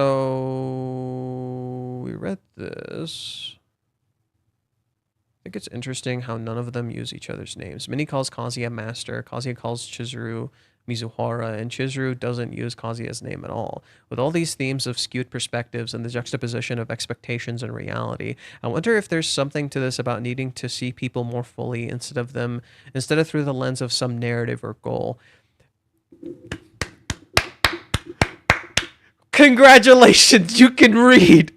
You're media literate. And I'm not saying this to be an asshole, straight up. You can actually read. Literally, good job. Actually, good job. Thank you. Yeah, Reiji's probably playing with our expectations here. I think Minnie's going to be... Oh, no, we already read this one. This person, bro, Bob Roberts. Good job. That's good analysis. And I've said this too. I've actually said this too. Then there's me, lol. Okay, so there's only a few left. We read Verquez. There aren't that many this time. Bob 3. What is this? Did you notice that the taxi driver's hair color changed in the beginning of chapter 385 and the end of chapter 385 from back to white? Yeah, I know. Yeah. No, I know. Some people might think this is a nothing chapter or a throwaway chapter, but I have to disagree heavily. Let's start off. Kazuya had just went through the night of rejection hell. He most certainly didn't sleep well, if at all. He was pretty much running on E. He accepted that he was moving out, even if it hurts his heart doing so. Even so, he said what he said last chapter, which caused Chizuru to suddenly kiss him out of the blue. Now he says it lasted 0.9 seconds, but I personally don't buy it because certain emotional moments can make time like this last for eternity. For someone that drained after a strong negative emotional night, getting kissed like that would fry the fuck out of anyone's mind for a while. Sure, he should have stopped the car and went back to ask. Sure, he could just text her going, "What the fuck?" But his head was simply suffering from emotional overload. Yes! Yes, queen! Go off! We see evidence of this as the driver is recanting some tale of the past regarding cheating between two couples, which may not be a hint of foreshadowing for the future. I think it's not supposed to be. It's supposed to be something completely different. It's supposed to be antithetical to them because I talked about how it's literally the opposite of the events that are going on. Like literally what the person is saying is contrasted by the images in the background. The images don't complement what he's saying. The images literally contrast them. So that's what tells me it's not. And even if we do get to something like that, you'll find out it isn't, right? Because you have Mami and Umi in the background. Kazuya was seeing Mami in the background, but nothing was going on. Chizuru talked to Umi in the background and nothing was going on. I found another poor translation. What? What now? What now?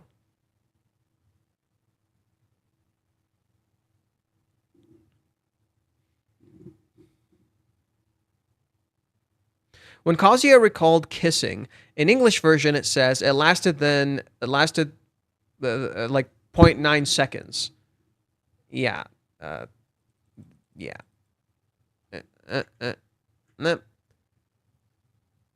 It lasted less than a second. Okay?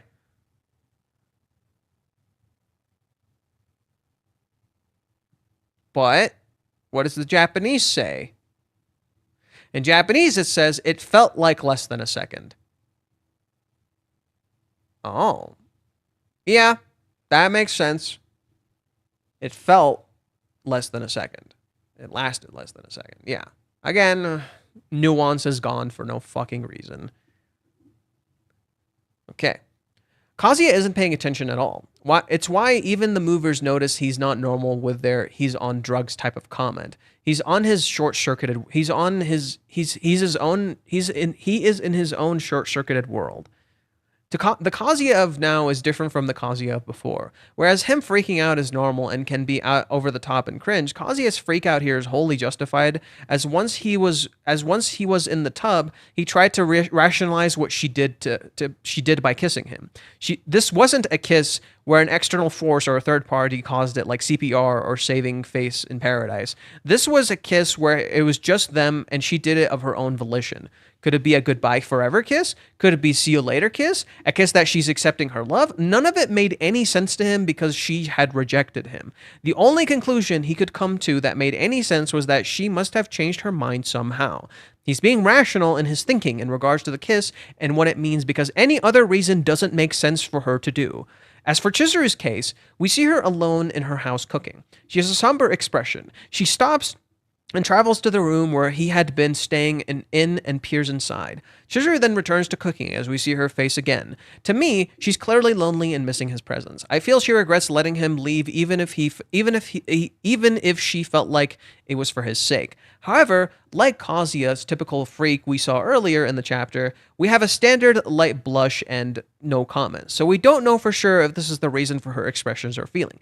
That's exactly the point. You're not supposed to know.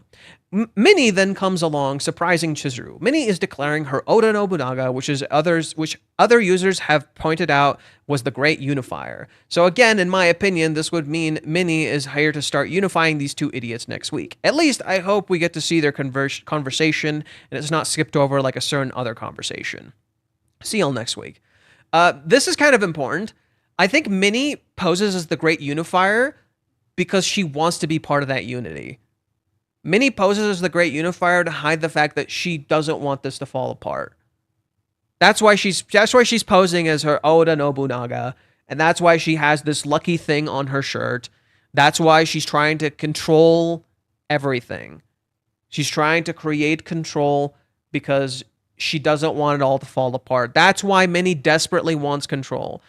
And here, Verkes talks about how Minnie causes misunderstandings in chapter 255. What Verkes doesn't talk about that I think is completely missed by him is that after we see Chizuru lonely at home, we see Chizuru is lonely at home. And this is contrasted in chapter 249, where we see Chizuru walking, looking at the key, and she's sad. And then we see Minnie talking, and she thinks of Kazuya. Minnie meets up with Kazuya in chapter 250, and she tells him she doesn't have a plan. But look at what she does.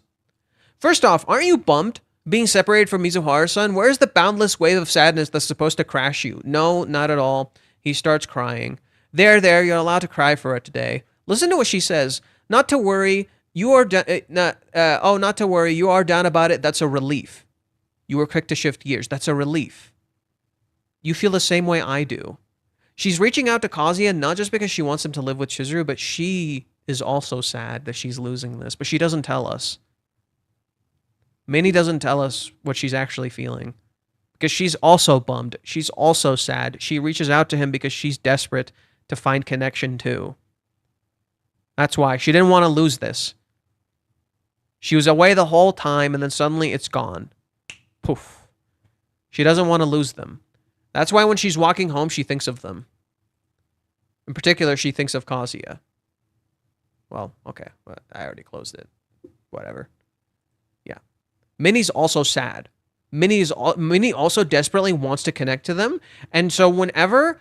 that's why she's so bothered by Chizuru acting like there's no emotion. That's why it bothers her so much.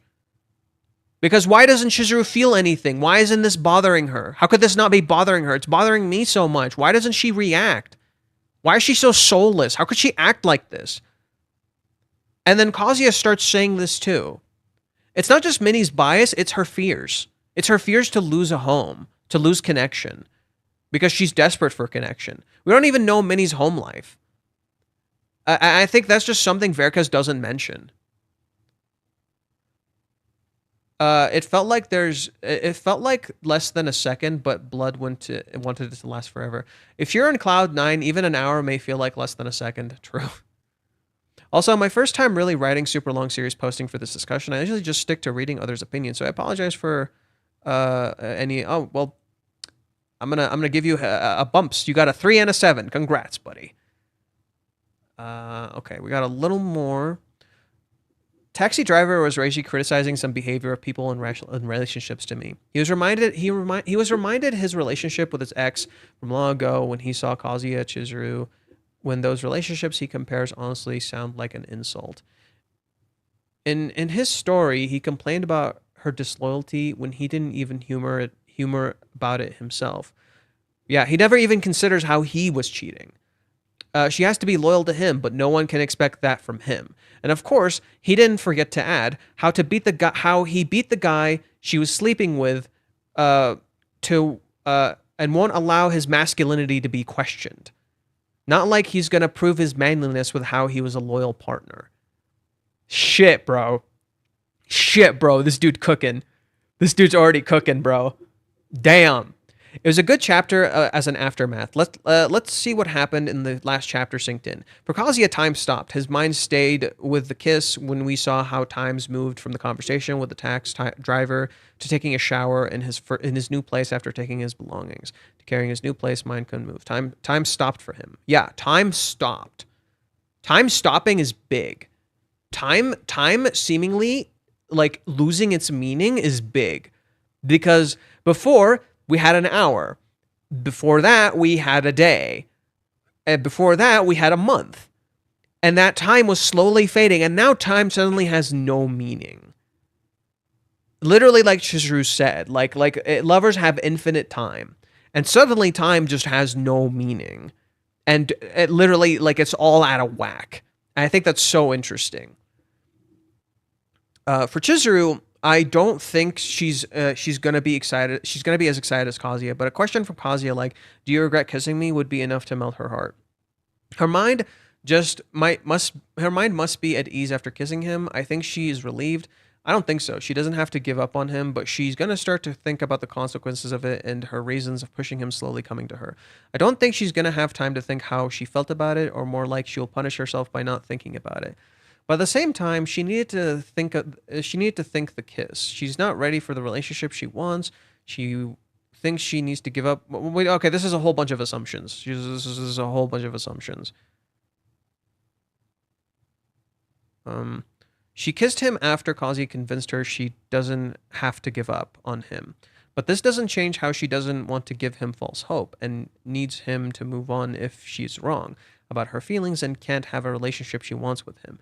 Okay, so what she's going to feel about is going to be guilt. She couldn't stop herself, and now Kazuya will figure out she actually wants Kazuya to wait. She pretty much has feelings for him at this level. It's impossible for Kazuya to not hope for more, which that's her entire reason for not being with him. She doesn't know if there's more. Then what will come is going to be regret. This will hurt. She wouldn't want to regret over a kiss she wanted after relieve Kazuya of not leaving her alone, but if she wouldn't, that means she doesn't care how much he can hurt Kazuya. But if she does, you're kind of losing me, buddy. The way you're writing this is a little weird. Chizuru's grandfather asked a great question, works really well for moments like this. What if, which I respect Reiji for it, doesn't it hurt to follow your passion? Is it worth it? Between the lines, if you don't have an answer to this question, you should always move on. If you can't, you need to find an answer. If you have anything you invested and accomplished what you wanted, you will answer that really easily. It is worth it. But before having the answer, your answer would be you have to have the resolve for it. For both Kazuya and Chizuru, there is no reason for them to continue doing something hurting them. But they continue to do it because they have the resolve to do it. They need to accept to be hurt. They need to accept that they can be hurt. She's gonna have a resolve to accept what she does means she can possibly hurt Kazuya no matter what, and she doesn't want to do the right thing. This is what she wanted. Doesn't matter if it'll hurt her. She can't regret it because she's gonna make it worth it. Minnie looks like she's not gonna pry over at first glance. Chizuru knows Minnie supports Kazuya and think will question blah blah blah. Okay. Kazuya is on his toes again because Chizuru rejected then kissed him. Too much info to process, so he has to confused as hell. Understandable. As for Chizuru, it's clear that she's upset about, but she's still trying to act. This part is not understandable. Now we are in the middle of a haze. Everything is uncertain. One one good move can lit this relationship up, and one bad move can descend those two further into darkness. Main task at hand is that they need to solve their problems and they need to do it together, as I said many times before. From what I see, it's Chizuru's turn. Kazuya did everything in his power, even anything more than this can shatter him, quite literally. Lastly, I expect Minnie talking to Chizuru after this and leave, but I expect if she will take Chizuru's head on, counsel her. My preference is that she takes it head on and counsels her. Yeah, Minnie takes Chizuru head on, leaves the house for good, which allows Chizuru to think I don't know. I kind of don't want Minnie to leave. Minnie wants family and connection. She doesn't want to leave. Could it be the taxi driver is Umi after 20 years sharing his former girlfriend Nono cheated on him and he felt like he was Chizuru was able to be together? I did say it looked like Nanaho broke up with Umi. I did say that. And I did say that this being the car that is called Nakano kind of reflects Umi's character and everything that's kind of going on with him. That seems like the point to me. That car is literally Umi's life of lies and betrayal and literally not getting what you want, right? And Umi needing to maintain his masculinity. Umi constantly puts his masculinity first, right? He's pretty like weak in that department. The taxi driver conversation is a nod to chapter 362 with how imagining your partner with the opposite sex should be a bother. It does connect to cheating, yes. I would argue it connects more to chapter 365 and the discussion of cheating, but less so more than all that other stuff. The taxi driver is supposed to be the contrast to Kazuya. His reaction to the rejection was far more mature than the driver's. Correct, right? His reaction was far more mature than the driver. For reaction to finding his girlfriend was cheating, even though he was cheating, right? And he's like, oh, I don't care. It doesn't bother me. I'm just going to go with another girl, right? That is kind of important, yeah. Taxi driver still seems to look for the relationship by looking at his... But for the relationship by looking at his asking where Kazuya found the pretty girl. Yeah, right? He's still seemingly looking for a relationship by asking where Kazuya found a pretty girl. Like he isn't fulfilled.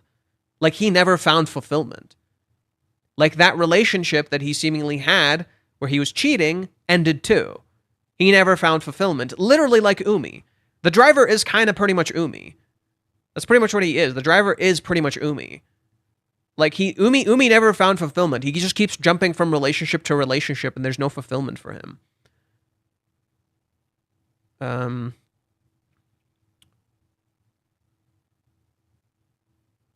Well, at the start of the new arc, even though the ramifications of the previous ones are still in the falling stages, Kazuya is still trying to process how one night she dumps him, he thinks, and then the next day she gives him a long, passionate kiss goodbye before he leaves. Well, it's not super long. It was like literally, he felt like less than a second.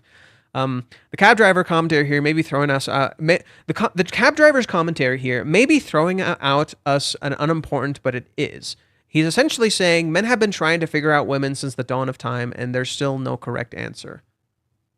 That's not what he's saying at all. That's not what he's saying at all.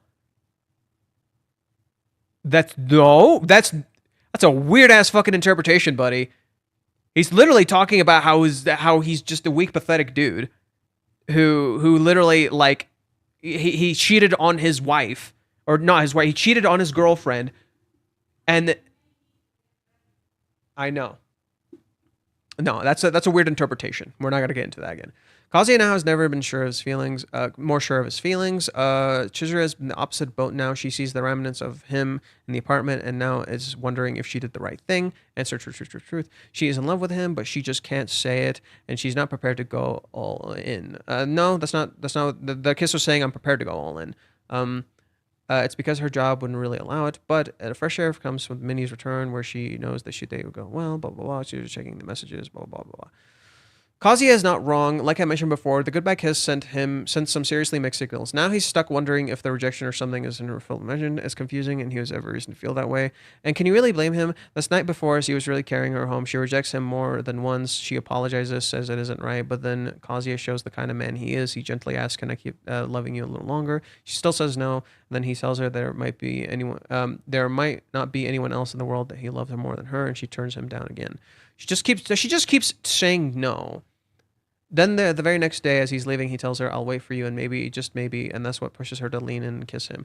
Now he's stuck in an emotional limbo, right? Literally like Nakano, he's in the center. He's literally in the center. He was just rejected, but by the love of his life, and yet she kissed him. No wonder he's confused. The kiss might have felt like a spark of hope, a sign that she feels the same. After something that's genuine, of course he's not ready to give up.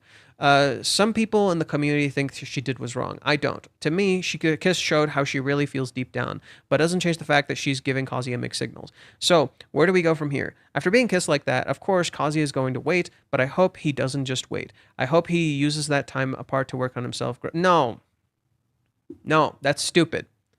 No, that's stupid. Look, when you're using that time to grow and work on yourself, you're distracting yourself from the actual problem.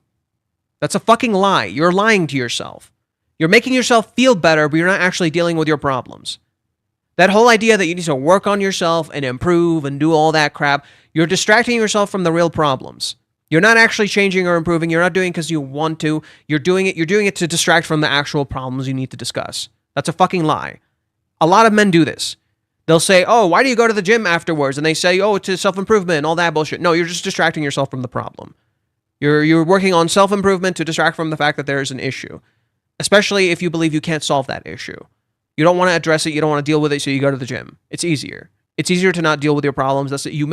Yes, the gym does help you. You do feel better, but it doesn't solve your problems and it doesn't go away. As someone who went through a breakup and literally worked out and lost weight and got ripped, it didn't matter. It did not matter to me. I never felt fulfilled. I never ever felt fulfilled. Okay? It doesn't matter. Okay? It's literally just distracting yourself. That's not the solution here. The solution is to talk and address your problems and to talk to other people, to let it all out, not go work on yourself. What the fuck are you talking about? Okay, notice how, like, after Paradise Arc, Chizuru and Silent Kiss, a major development once again. When Chizuru finds herself alone, thinking about Kazuya, here comes Minnie like a ray of sunshine. Minnie shows up at night, by the way, not in the day. Just as she met Chizuru at night before. How fitting. That's why I think the boyfriend of the kiss is intentionally called back to the kiss of the girlfriend. Now, since we're on the topic of Minnie, here's my prediction. We're not going to talk about Minnie. Okay. The taxi driver pretty much tried to give awful advice to Kazuya. No. The taxi driver wasn't trying to give Kazuya any advice. He was talking about how, oh, it sucked for me. It was terrible for me. I had a terrible fucking relationship. That might happen to you. He never says that to him. He never says that to him, though. He's just like, oh, yeah, that's my experience from the past, bro. Like, oh, yeah, it sucked for me. I never had a good time. My youth, oh, man, it was a total mess, bro. And he's saying, look at how great your youth is in contrast. How do you meet a girl like her? How'd you get someone like her, right? He's jealous. It's literally jealousy, right? He's trying to maintain his ego by talking about his masculinity and his jealousy. That's why. He's like, look, I had 2 girls with me, bro, and then the girl cheated on me and I beat up the guy, but, you know, I was cheating too, so it didn't matter to me. He's literally maintaining his own ego. He's jealous. That's why he asked, where did you meet a pretty girl like that, right? It's an old driver who probably doesn't necessarily have love right now. He never talks about a commitment that he had or anything like that. It's just some old dude who was very much unfulfilled. Would be cool if somewhere down the line, if Chizuru tried to teaching Kazuya yoga, Minnie simping in the background. That's true. Sometimes I run like 10 miles when I had to work on my thesis just to avoid being stressful, and then I suffer more because of the lack of time. Correct. I can't exercise when I'm trying to focus on something else. I can't. I cannot fucking do it. I lose my goddamn mind. I need to constantly focus on the thing I want to do. Otherwise, I'll lose my goddamn mind. That's not how it works. Some people can distract themselves with this, but it is ultimately just a distraction. You're just trying to fill a hole. That's all it is. You're just trying to fill a hole. And everybody's trying to fill a hole. Everybody's fucking lonely. But once you actually try to address the problems and move forward and fill that hole with meaningful things, you'll feel better. you'll working out will have more meaning because you didn't work out to fill the hole. You work out because you wanted to. Okay, I'm pretty much finishing up right now. I should be off tomorrow, but I don't know. I'm not 100% sure. I should be off tomorrow. I should upload some of these videos. These are videos I should definitely upload. But for now, I think we'll just stop here. We streamed about 3 hours, pretty good. Yeah, we streamed about pretty much 3 hours. If there's anything else anyone wants to mention, we can discuss that. We had some good theories, I would argue. We had some pretty good theories here for next time. That I think Chizuru and Minnie might get into some sort of fight, which would be kind of fitting. They might not. We'll have to see. I think Minnie really showing how sad she is that this is all ending would be super important. Because Minnie is also hiding herself. Minnie is also pretending like she's okay, but she's not. So I think that would be really cool as something to explore. Anywho, let's just get to 3 hours. We got like 30 seconds and we'll hit 3 hours. Bye-bye, Johan. Where can we expect the next stream? Maybe tomorrow. Maybe tomorrow. Before spoilers, maybe. I might do one tomorrow. I do want to upload my reaction. I already started editing my reaction. I just didn't finish it. And then I want to upload that. We can use Goku something. What was their name? There's like someone named Goku something.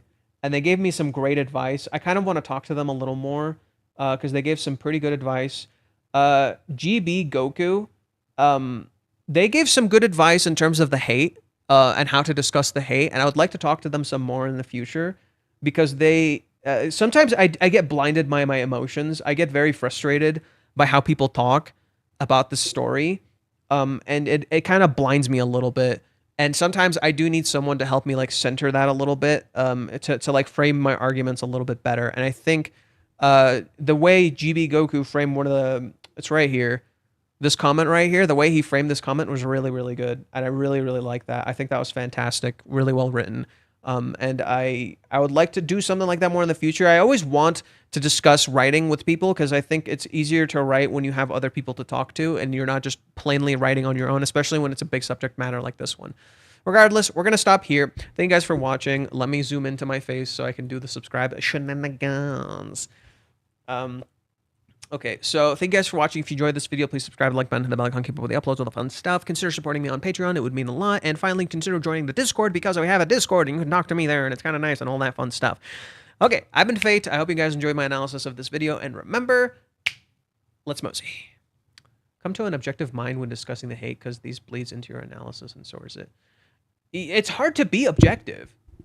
Come to an open objective. It's really hard to be objective about shit, you know?